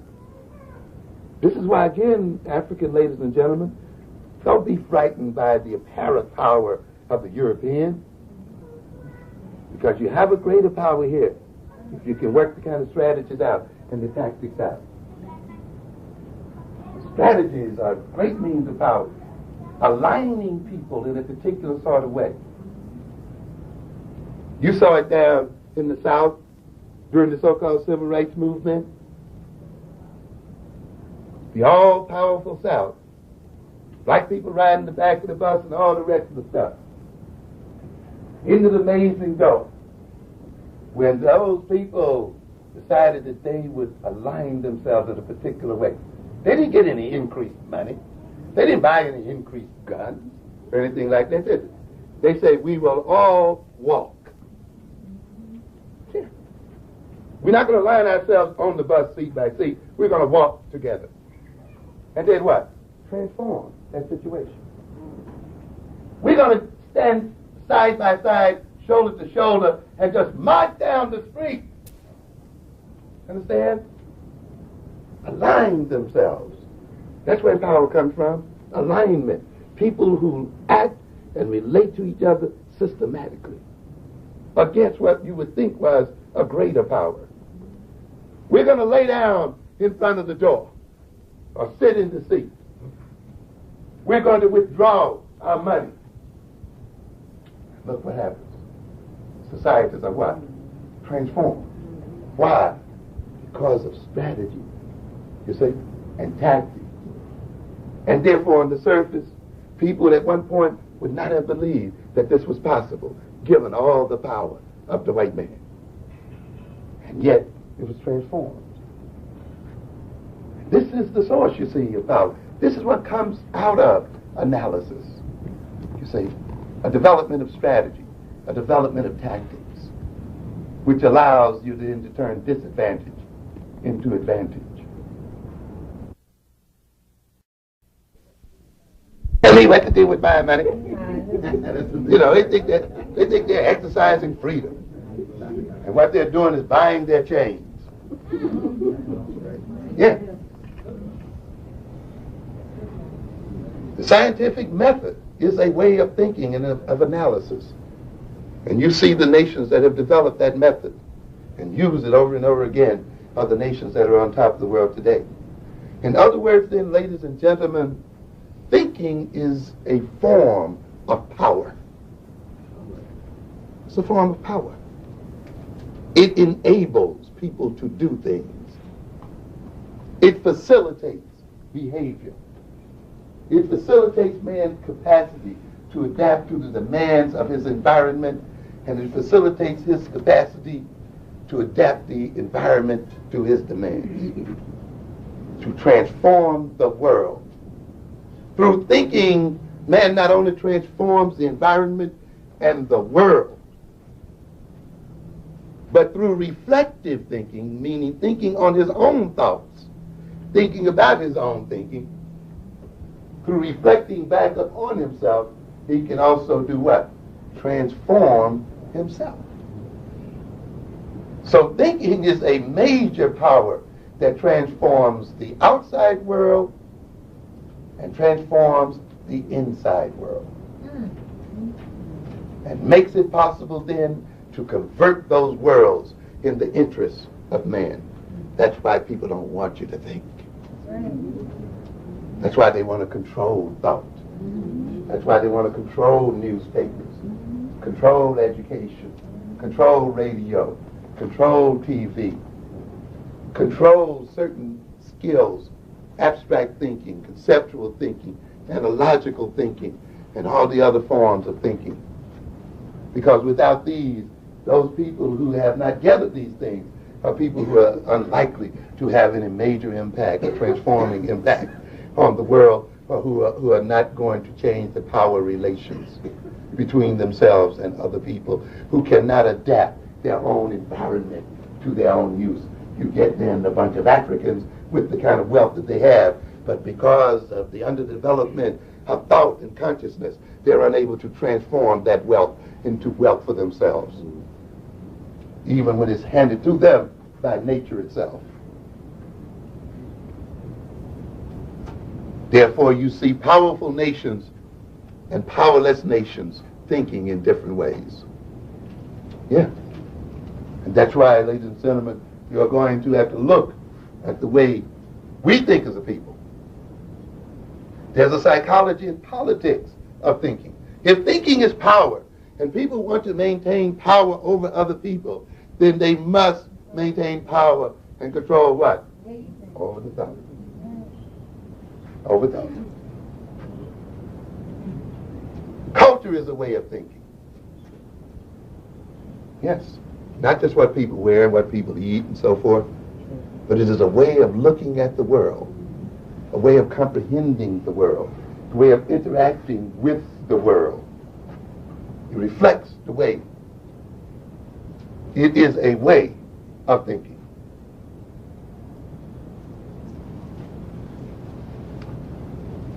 That's why I said earlier, you see, we have to look at what we are calling African thought and styles of thought, and look at it in terms of our political situations in the world and our cultural situations in the world. We want to celebrate black culture, don't we? That's right. However, you've got to think for a minute and see to what degree that black culture is reactionary. Good point. It's a culture that's based on our having to adapt to certain negative circumstances. And it helped us to deal with them. But they're not necessarily the ways we would have chosen to think or behave had we had a freedom of choice. And therefore we just can't take it because we've been practicing it. We've got to look at it and say, in what way is it really been created by a more powerful people? And in what way then are we, what we call in black culture, really a Frankenstein creation of another people? That's right. If culture is a way of thinking, and we are in a position of powerlessness, then there's something, we got a problem. And that's why we have to do a reanalysis of black culture in America. as well as African culture in general. You just can't sit here and just say simply because it's African, you're going to believe it. That's right. You got to put it up. You got to put it up to examination. Cultures evolved. African cultures evolved, and they were transformed depending on the political, social, and other changes going on in Africa. They are not fixed. You understand? You got to look then at what confronts us as a people, and ask yourself, in what way do we need to transform our culture in order to solve the problems that confront us? And everything we do is African because it works for us. It doesn't matter where we get it from. Okay. Once we use it in our interest, it becomes Africanized and African-centered. Understand? It is not the method that's African or non-African. It is its use and purpose for which it is put that makes it African or non-African. Teach on that. The Creator didn't allot particular methods to particular people. Whatever the Creator has here is available for all men and women to use. What did they tell you in that Bible? That the Sabbath was not, what did it say? Man was not created for what? But the Sabbath for what? For man. You're not here just to serve religion. Your religions are here to serve you. That's right. You got Negroes who nothing but serve all day. More they pray, the deeper they get into trouble. Yeah. Yeah. But your religion is also here to serve you. Okay? Just not to be served. That's what your Christ told you. The man is not made just for what? The Sabbath. But Sabbath is made for what? Man. That's right. The Sabbath is created to serve man. So when he was going through that cornfield that Sabbath day, and he was hungry, he reached out and got in there going and ate it. So, you're eating on the Sabbath day. You know? Well, the Sabbath day didn't mean I had to go and starve to death, did it? You get some of these jokers, they overinterpret the whole thing. Man does not live by bread alone. But it didn't say man can live without it. You know, some Negroes, they think that's what it says. They say you doesn't live by bread alone. Eat it with some potatoes. You know? It says man operates both on a spiritual and what? Material plane. Okay? And while he must serve his spirit, and while he is part spirit, he's also physical and part material as well. And both, the needs of both must be what? Met. Yes. But we get some jokers in these whites that love it. They give you that living not bread alone bit. You see? So that you confuse living in poverty with virtue. I'm poor but proud. You don't think you have any right to God's abundance. Yeah. This is the kind of theology that's left in the black church. Lincoln son. Yeah. Lincoln son. I've told you again and again that the major problem that's occurring in this black community is the result of good church-going, law-abiding Negroes. What'd you say? All right? Why? Because they have a theology that they inherited it from somebody and they haven't looked at it. They believe absolutely in moral ideas without questioning their relevance, a relative nature, you see. And asking, for whom does this moral behavior work? To whose benefit? Yeah, you don't ask that though.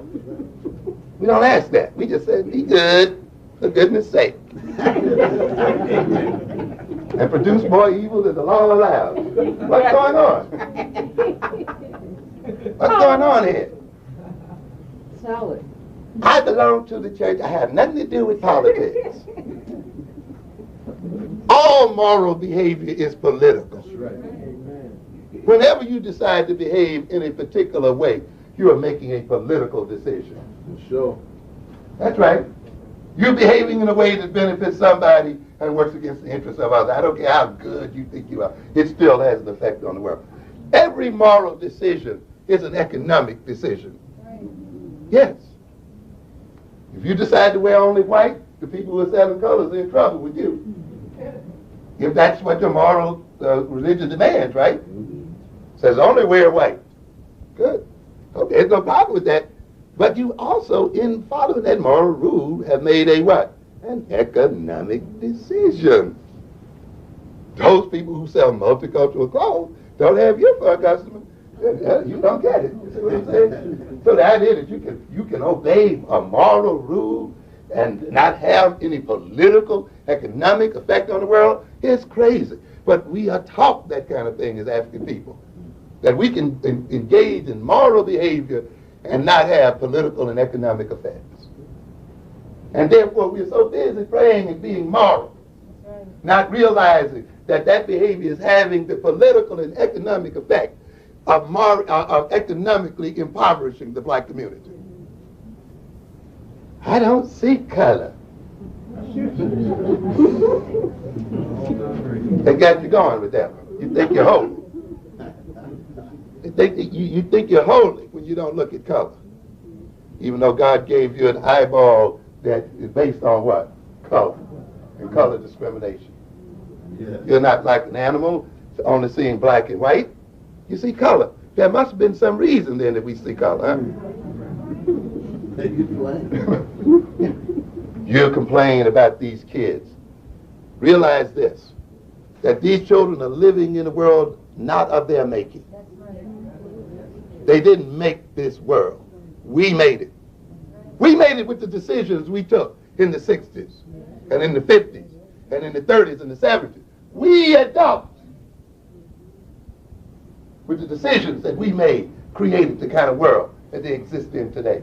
But we'd rather talk about them and low-rate them and impugn their character without undergoing a re-examination of ourselves as adults and examining every aspect of our culture, including our religious institutions and every other institution, and saying in what way are these institutions operating such that they created the kind of world that our youngsters are living in. Other people got churches.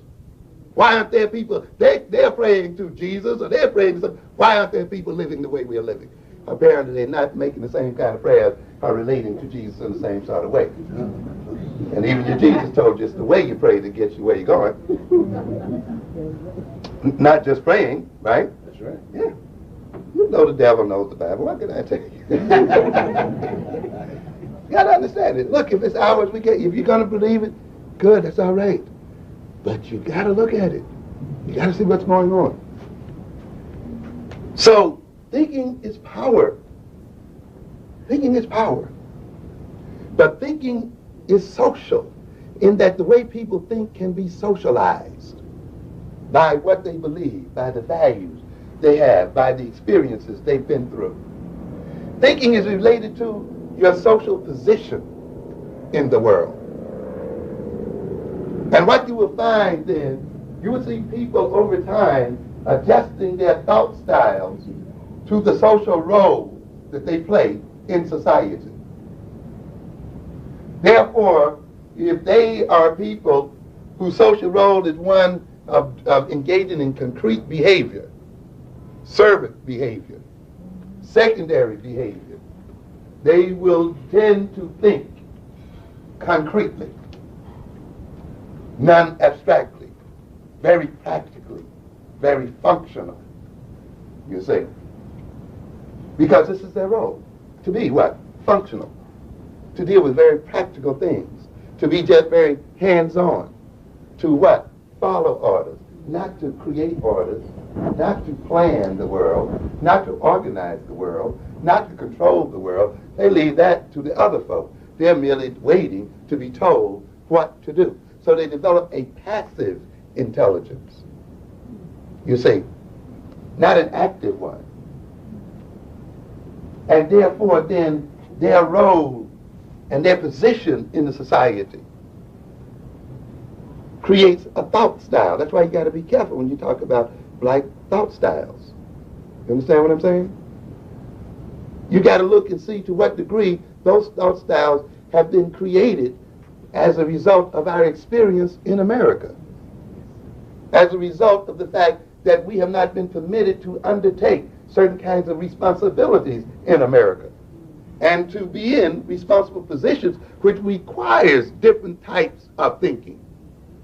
And we have come to identify then those thinkings which have been created, those thinking styles which have been created by oppression as representing what it means to be black. And then we want to call them African.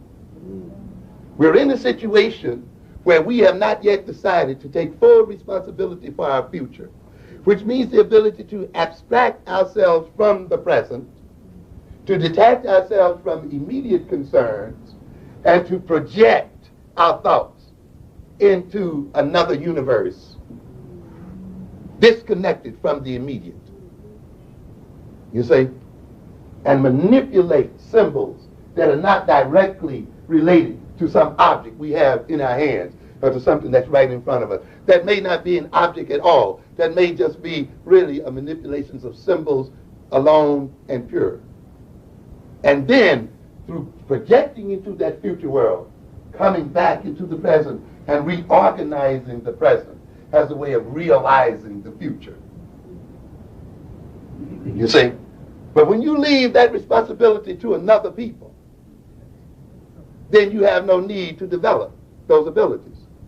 And therefore, over time, you'll find that you're not abstract thinkers, not conceptual thinkers, not thinking according to plan, because you're not making any. You're living in hope. You're keeping hope alive. And so the mentality is a hopeful mentality.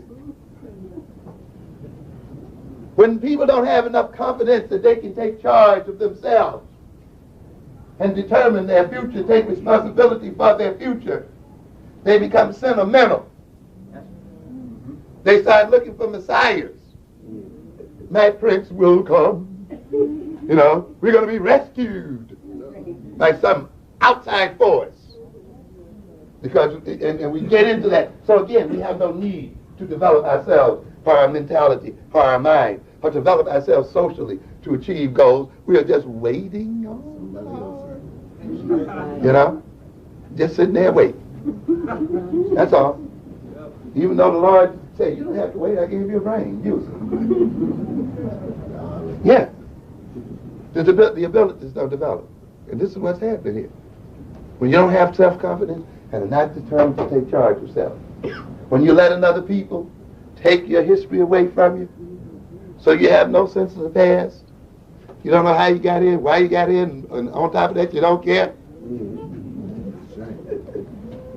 So therefore, you don't know the relationship between the past and the present. You don't see a continuity between past events and present events.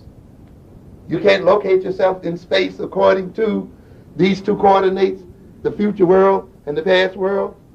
You're only left then to live in the immediate present. And in living in the immediate present, you can only think about immediate gratification and therefore become wasteful in your behavior and habits, save up nothing for tomorrow, and are destroyed by the future. But if you remember a past and you think in terms of that there's a continuity of relationship between the past and the present, you then think in relational terms, cause and effect terms, and so forth like that. And therefore you get a mentality that is a scientific mentality that can see relations and relationships between things, causes and effects and so forth. And you move then forward and transform your behavior and transform the world in terms of those things. But if you don't, this is what happens. And now then we have then a mentality in too many of our people that is only concerned with the immediate. I wish I had time to talk with you. Here's a book by Shapiro called Neurotic Styles. You get a chance to read it. Read the chapter on impulsive styles. You know, I tell black people often, when you read the white psychology books, read them as prescriptions. Not as descriptions, but as prescriptions. If you want to make people behave this way, do this to them. Okay. Okay? I'll just read quickly something here out of what he called impulsive styles. You know? And he's looking at, the interesting thing about this book, which is called Neurotic Styles by Shapiro, David Shapiro. This book describes the way people with various neurotic conditions think. Okay? These impulsive people he's talking about, people who seem to be unable to control themselves, you know, and people who exhibit no deliberate thought and planning and no judgment in terms of their behavior. One of the things he says over here, if impulsive people are relatively lacking in aims, what we talked about earlier, interests, goals, and values that extend beyond the immediate concerns of their own lives, they are indeed lacking in essential equipment for the successful modulation and development of impulse or whim, and for resistance to impulse or whim as well. As we said earlier, they have no reason to control their impulses. They have no long-term goals. They have no interests, no values, and so forth. So why should they control themselves? Aims and interests as such, as these, are by their nature relatively stable and continuous. They are basic to the stability and continuity of living exactly because they are long range and extend beyond transient and immediate needs and influences. And so what is this white boy saying? If you want to make people impulsive, right, out of control of themselves, rob them of any aims and purposes and long-term interests. Tell them they don't have to worry about that. We're going to do this for you. You just come to work on Monday. Yeah. Okay? Prescription. This is a prescription. But often black people go in, when we read these books, we read them in terms of descriptions. You see? But if you read it backwards, you can see it's a prescription for getting people to behave in particular sort of ways. But you can follow through because there are many of them in here that are laid right out. Particularly, again, when he talks about the hysterical person, the one that is very suggestible, you see. And again, these people are known to have poor concentration, poor memories in ways, little organized thought. And why is that? Goes on to say, the third point I would like to mention here concerning the hysterical mode of cognition, to put it simply, hysterical people are often remarkably deficient in knowledge. That is to say, they are deficient in factual knowledge as distinct, for instance, from what one might call knowledge of how to do. They know you. Understand? And how are they describing these? They're describing these in terms of what? Neurotic styles. Neurotic. So these are people here, the same, and they say these people are impressionistic. The same impressionistic character of this style of cognition that makes for satisfaction with the obvious or immediately apparent also makes for great susceptibility to that which is vivid, striking, or forcefully presented. Hysterical attention, in other words, is easily captured. In other words, he said, these people, you throw before them a lot of big colors and a lot of, flashy things, you got it. And further on here, he goes on to talk about these people operating as if they have no long-term sense of history. Their behavior is not based on any abiding sense of history or a future. Neurotic. But it's right here. And of course, this is what has been developed. And we'll close in a minute so we can talk with you here.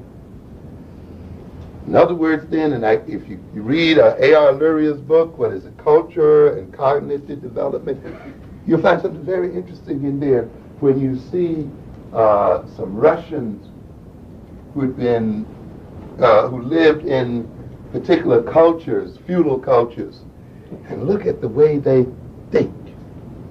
Because of the way their culture was set up. You see. And it's an interesting kind of thing. For instance, Lurie was testing this group of people because they were getting ready to change the nature of their society.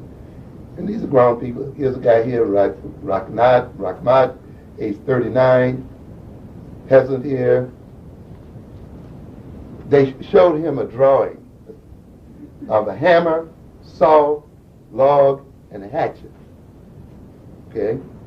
And he was asked the question, which of these things could you call by one word? Hammer, saw, log, and a hatchet.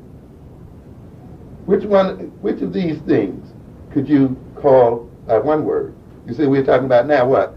A concept, right? A concept. You see? The gentleman answers, how's that? If you call all three of them a hammer, that wouldn't be right either. You see? So he's trying to work it out. But one fellow picked the three things, the hammer, the saw, and the hatchet, and said they were alike. A saw, a hammer, and a hatchet all have to work together. But the log has to be there too. So he still didn't quite get it. But how is he thinking?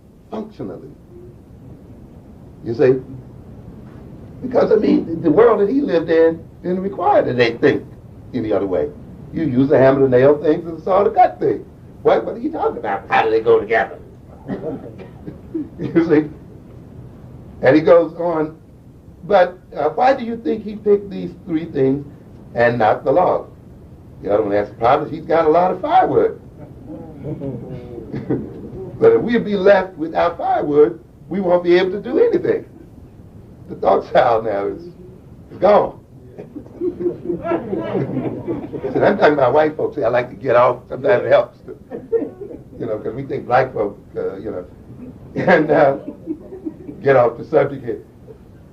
But what is he saying? He's merely explaining these things in what? Practical terms. He's not dumb per se. He's not wrong. That's the world he operated in. That's all. And he's reflecting the mentality of that world. You see? He says, true, but a hammer, a saw, and a hatchet are all tools. Now he gives them the answer, right? They're all tools. But the guy says, yes, but even if we have tools, we still need wood. Otherwise, we can't build anything. So he thought again. So what is going on here? And he gives example after examples and conceptual thought, other kind of thought. But he's merely demonstrating that the thought styles of these people is merely related to their social role, to their social history, to their place in society. As a matter of fact, when he looks then at three sets of people in the same village, those that had a little college, those who were managers, and those who were basic peasants, what he got was three different styles of thought. Related to what? Three different sets of responsibilities and social roles in the society. So then when you look then at the styles of thought that we see are prevalent in our people, it is not a sign of lack of intelligence or inability or all that. It's connected with our social role and position and our social history. We, in undergoing slavery, were not only used in terms of physical power. Our mentality was transformed, you see, in the process. And at one point, I'll tell you, one of the reasons why you will find a relationship between the way African Americans think and the way even Africans on the continent think, even prior to slavery, is because in a peculiar sort of way, the particular role that the European kept us in America also kept us in pretty much the same thought style. And that's why often you can make the mistake when you look across, say, from African culture to African American culture and see a similar thought style and say, wow, this must be intrinsic in Africa. You got to do it deeper than that. Masters of the universe. Look at the people who are masters of the universe. Look at how they think and how they relate one to the other. If you're going to be a master of the universe and to make other people the servants of the universe, then you must create in those servants a mentality that is not the same as yours. Right? You know, Negroes think because they go to a white school, they learn to think like white folk. You're out of your mind. You're not learning to think like any white folks. First of all, if you thought like white folks, you'd have your own university. Yeah, that's right. That's what white folk do. That's right. Very few of them are coming to yours. Yeah. They create their own institutions to fit what? Their own needs. To realize what? Their own values. Okay? To solve whose problem? Their problems. They know that an appropriate education is an education that is in line with the nature of their society and where they want to go.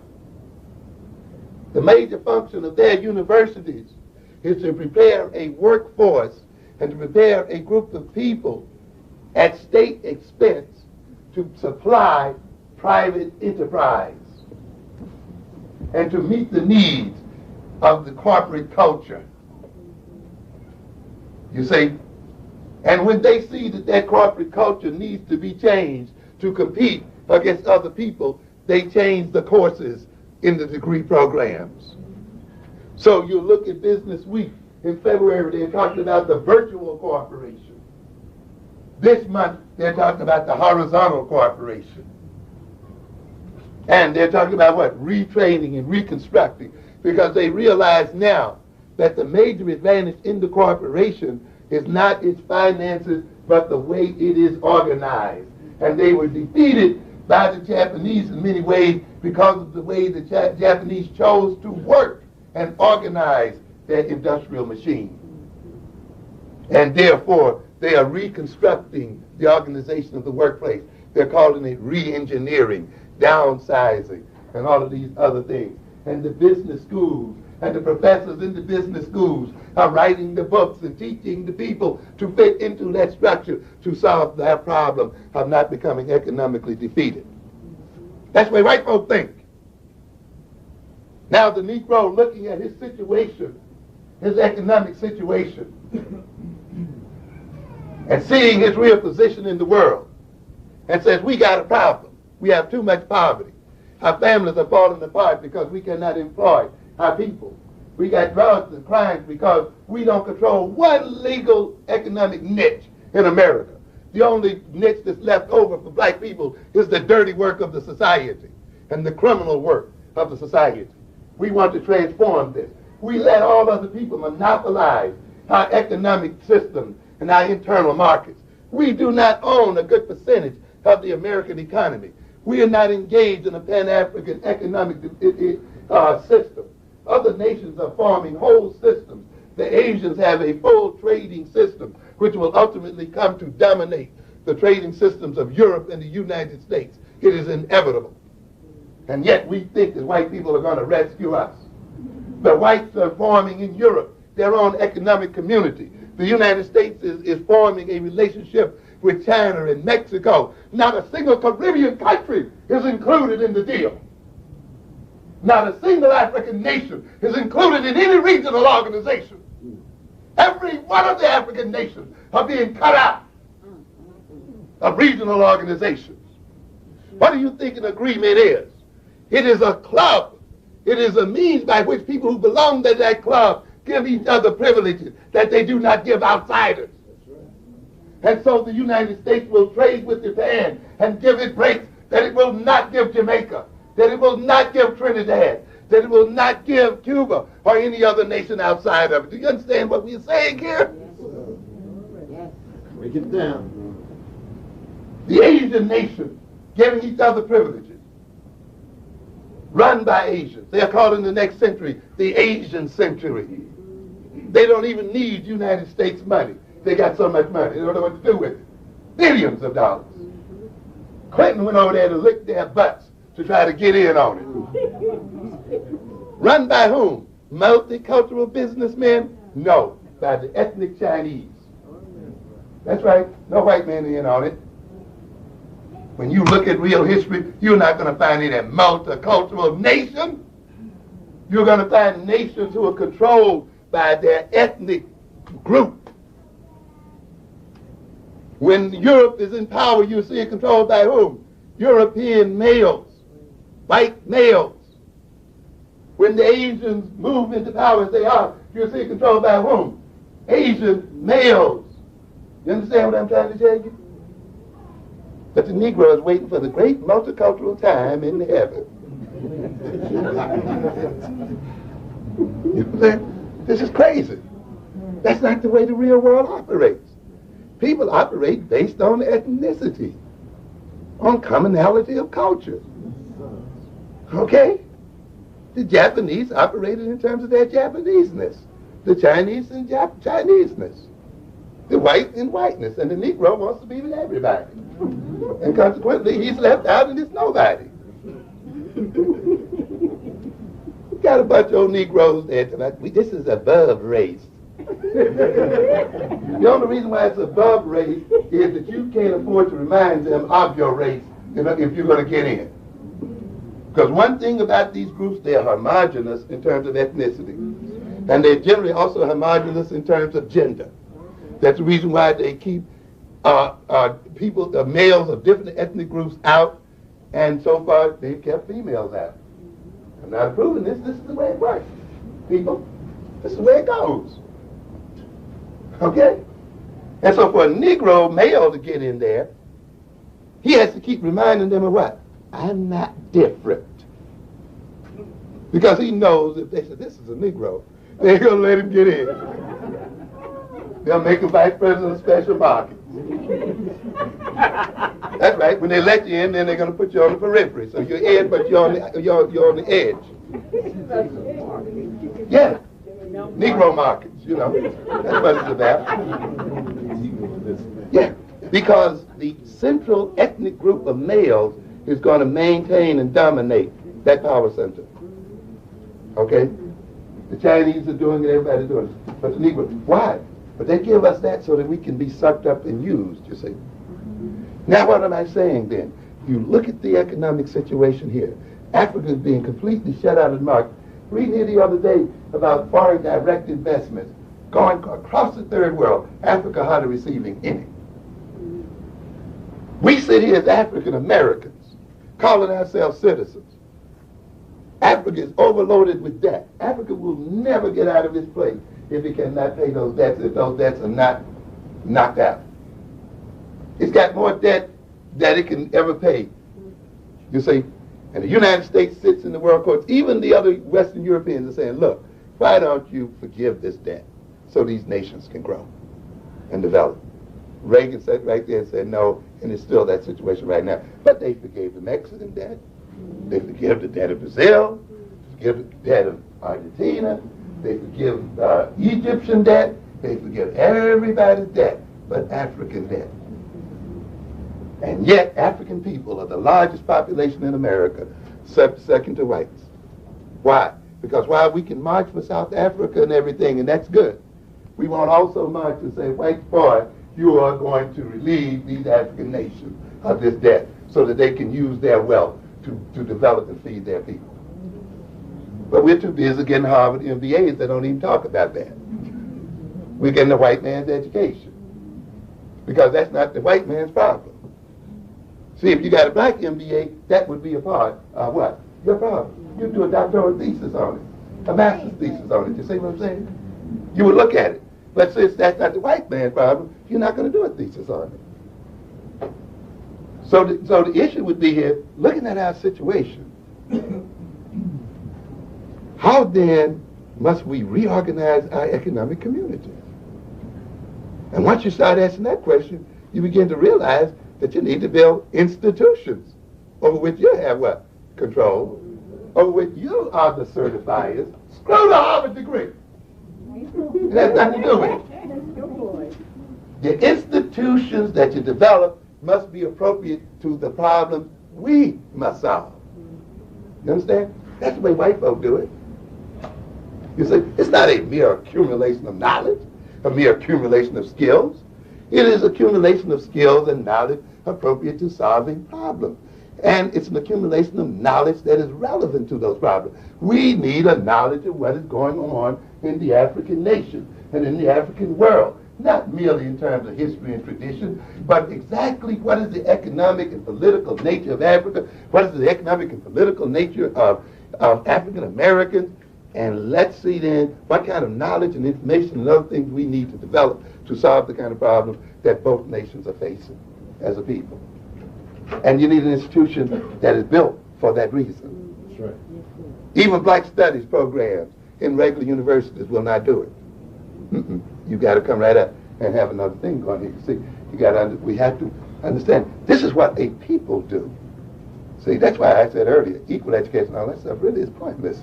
It's appropriate education. You see, we need to develop a Pan-African economic system badly if we're to create jobs for our people. You see, and if we're to survive. Brother told me the other day, well, you know, the Zambians over there, they got oil in the land. They want to keep that oil under African control. Good. I said, but I got a problem. I want to come to a black studies department. And I want to pose this question. We want to keep this oil, and we want Africans on both sides to gain wealth and to create jobs, right? I want you to tell me then, I have a tanker of oil out here off the shore. How do I market that oil in the United States? That's the kind of knowledge I need to know. Okay, how do you sell oil? You know, what's the market? What's the deal? A BA in business ed ain't going to give you that. See? But whites can give that BA because they got boys already doing what? Doing the deal. So they just give them what? General knowledge. That's why you get Negroes with a BA degree don't know how to run a candy store. And so an appropriate education will not be so much that general degree. Yes, you need that too, but also very what? Specific knowledge and information.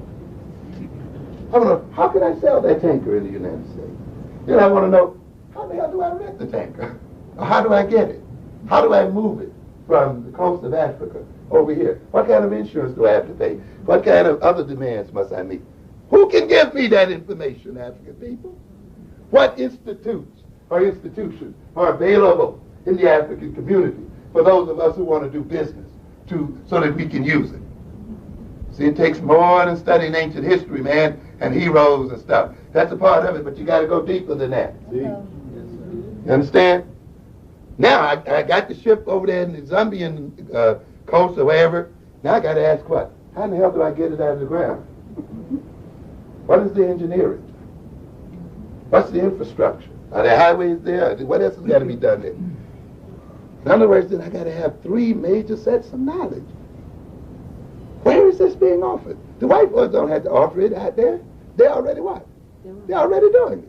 So they just teach generalities. You see?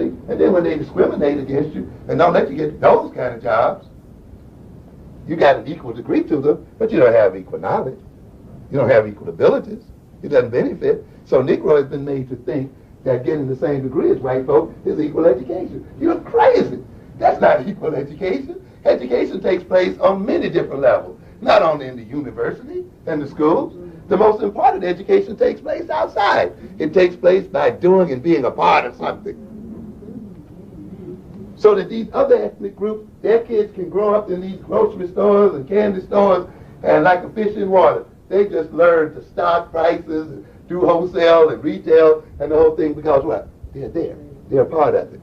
You see? But when a people do not have these kinds of businesses available to them, they don't have a critical mass of those businesses. They don't get then what appears to be an economic orientation spontaneously. No people gets that spontaneously. They are taught. But often they're taught either informally or what? Formally. So the black college, the black university, made, since we don't have a lot of people growing up in these stores and doing these kind of things, we may have to teach very directly how to run a candy store. See, some fool would say, you're lowering education. Well, screw you, it doesn't matter.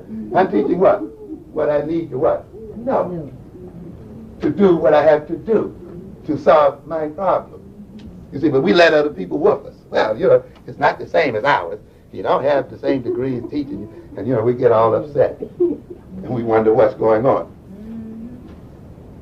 We got to change our intentions. And so what happens when you want to become a master of the universe? you want to be able to think in a certain way and have the people who serve you think in a different way. When you look then at the thinking styles of whites and compare them to the thinking styles of blacks, you will see that those thinking styles are basically mirror images of each other. That the black thought style essentially complements the white thought style, because if we thought just alike, we would be at war. That's right.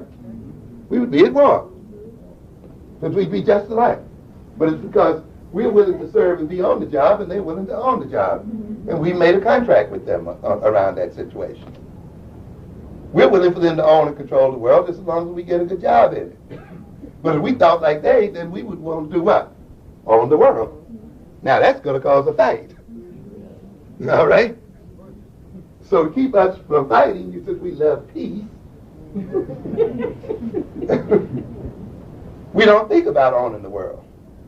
We don't think about even owning our own world. You know? We don't think about owning our own building. You know? That's a form of thought. That form of thought complements the other form of thought that wants to own what? Everything. And so you want to make these people think it's almost a sin to own something. You want these people to think that being powerless is virtuous. Okay? Or that to pursue power consciously is sinful. Even though one cannot exist and make it in the world without power. But that's the kind of thought style you want to get. If you didn't rule the world through abstract thinking, how do you want your servants to serve? What kind of thought style? Concrete. You want these people to think that being powerless is virtuous. Okay? Or that to pursue power consciously is sinful. Even though one cannot exist and make it in the world without power. But that's the kind of thought style you want to get. If you didn't rule the world through abstract thinking, how do you want your servants to serve? What kind of thought style? Concrete. If you rule the world in terms of conceptual thinking, you see, you want them to think functionally, just like this example I read. You say, this is the kind of style you want. These people lived in a feudal society where they served lords and...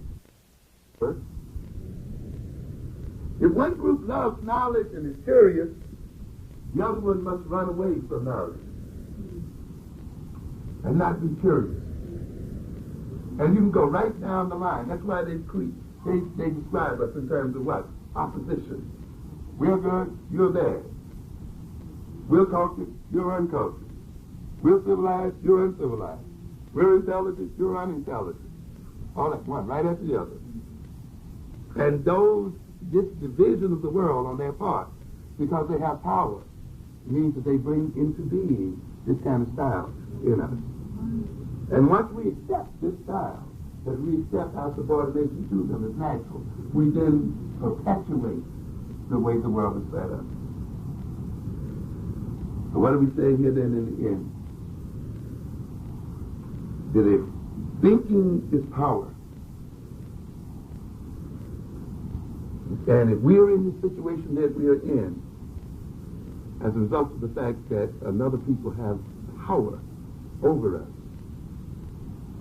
then if we are to change that power relationship, we must change the way we think. Change the way we analyze the world and ourselves. We must change the categories and the concepts that we use to try to understand the world and organize our behavior in the world. Our children are suffering in these schools.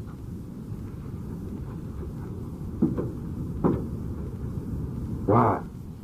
A lot of it is because we as people have not looked at ourselves and understood who we are and changed the nature of education suitable to ourselves.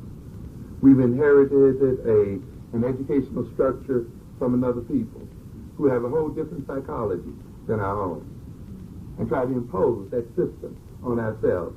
That system is creating all kinds of mental problems in our children and behavioral problems in our children. Even when our children succeed in it, they're miseducated. And their knowledge is used against themselves. Because we haven't looked at it well enough. It's not enough to talk about the problem in the school is racism. That's not a fine enough concept. You see?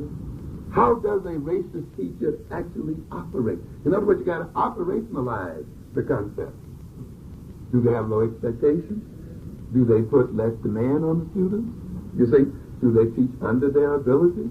Do they destroy their self-confidence? And when you operationalize it like that, then you can walk into a school district with an educational plan. You just don't say, we want better education for our children, and leave it at that. Let's get a new superintendent in here and still get disappointed. No. If you can operationalize it and break it down and say, this is why you analyze it. These children are being miseducated because the teacher relates to them like this, the class is organized this way, so and such a thing, then you can tell exactly how you want them to talk. We want them to talk this way, this talk, that talk. But when you leave the analysis at the level of racism, you're not going to change anything. The greatest racism in the world, racism doesn't only operate in white folks. The most pernicious racism operates within black folks. Yes. How do we operate in terms of racism? When we internalize white racist attitudes into ourselves and exhibit the same attitudes toward ourselves that white people exhibit toward us, we also are part of the racist action. Understand what I'm saying? So then, simply because you may get a black superintendent or a black teacher into the classroom, if they have the same expectations and attitudes and so forth toward the children, you essentially are going to get the same outcome. See? So that's why racism is not enough in explaining the issue. You've got to look at it in another conceptual level so that you can then, in a concrete sort of way, prescribe exactly how you want these children to be taught. You've got to understand the nature of how they operate. We're no different except for the color of our skin. You're full of it. We are what we've been taught to be. We are what we've been conditioned to be. And people who have our skin color have been taught a different set of things and have undergone a different set of experiences. And therefore we exhibit a different set of ways of thinking. And consequently then, we cannot impose upon ourselves the same methods of education. You understand what I'm saying?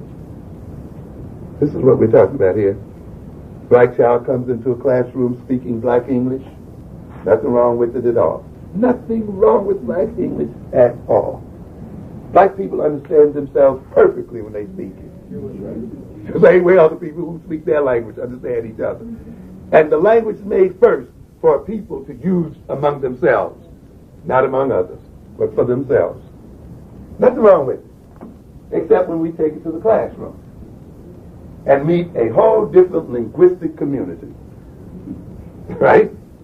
Whether black or white. Black teachers speaking the same English as white teachers speaking, and making the same demands, right?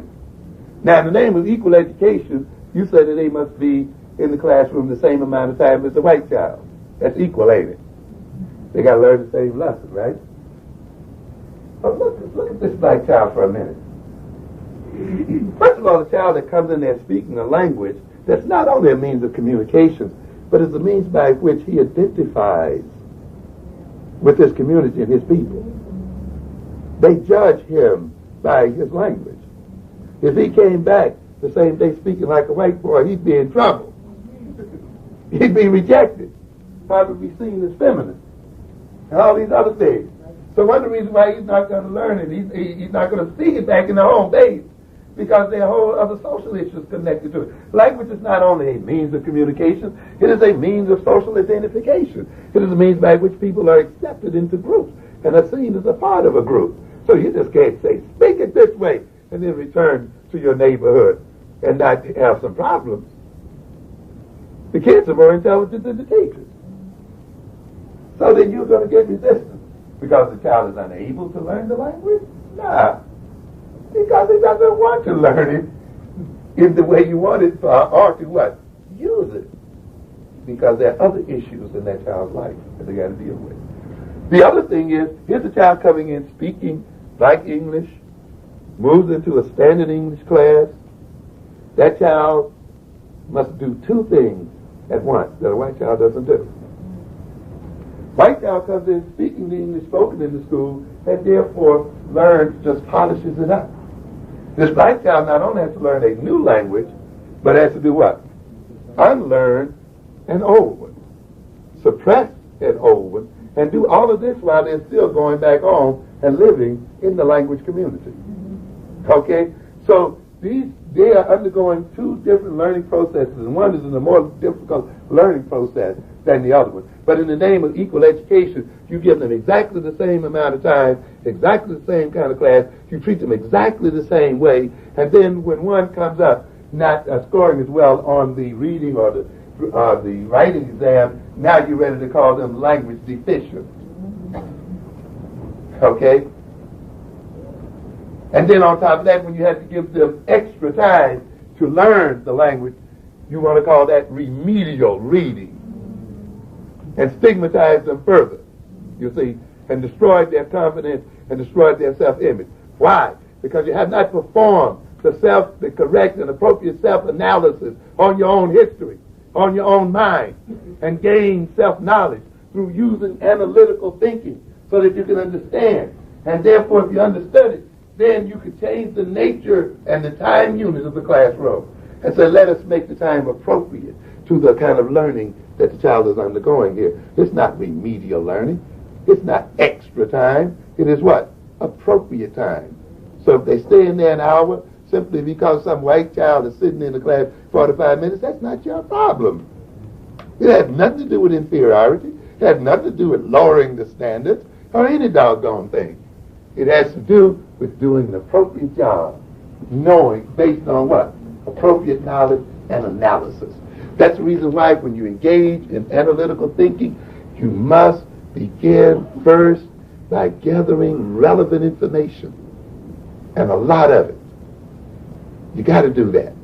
A lot of us take off without gathering any information or much information. You must brainstorm and gather as much as possible. Stand from a different perspective sometimes and appropriately analyze this problem before you start making plans. The other thing you have to do is ask meaningful questions. You see, it's very important to see what kind of question you're asking yourself before you get caught up in making a plan. You must ask a kind of question that when you get the answer, you can use the answer. And you can apply the answer in a way that works. Now, what do I mean by this?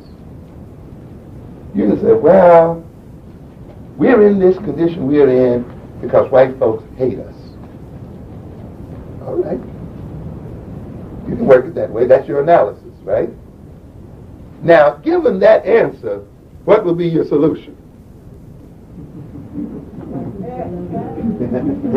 Good question. You got to get white people to do what? Love you. You got to spend a whole lot of time trying to get them to what? Love you. Well, what if they never loved you? Never going to get out of it. You understand what I'm saying? And there are a lot of Negroes trying to get white people to love us. They spend all their time trying to convert white people to their own religion and their own laws. They've spent so much time, the last 30 or 40 years, trying to get white folks to act according to their own constitution, follow their own religion. They've thrown away 2 generations of children. They've left the inner city completely unattended. They've left the people completely undeveloped. They've been so busy trying to put white children in schools, black children in schools with white children, and busing them out, they haven't realized that the vast majority of black children are still in all black schools, virtually speaking. And in the meanwhile, they've developed no African-centered theory of education, no African-centered theory of teaching, no theory of economic development for the black community, because we are all going to work for the 4500 and live in the suburbs. So why bother about dealing with the ghetto economy?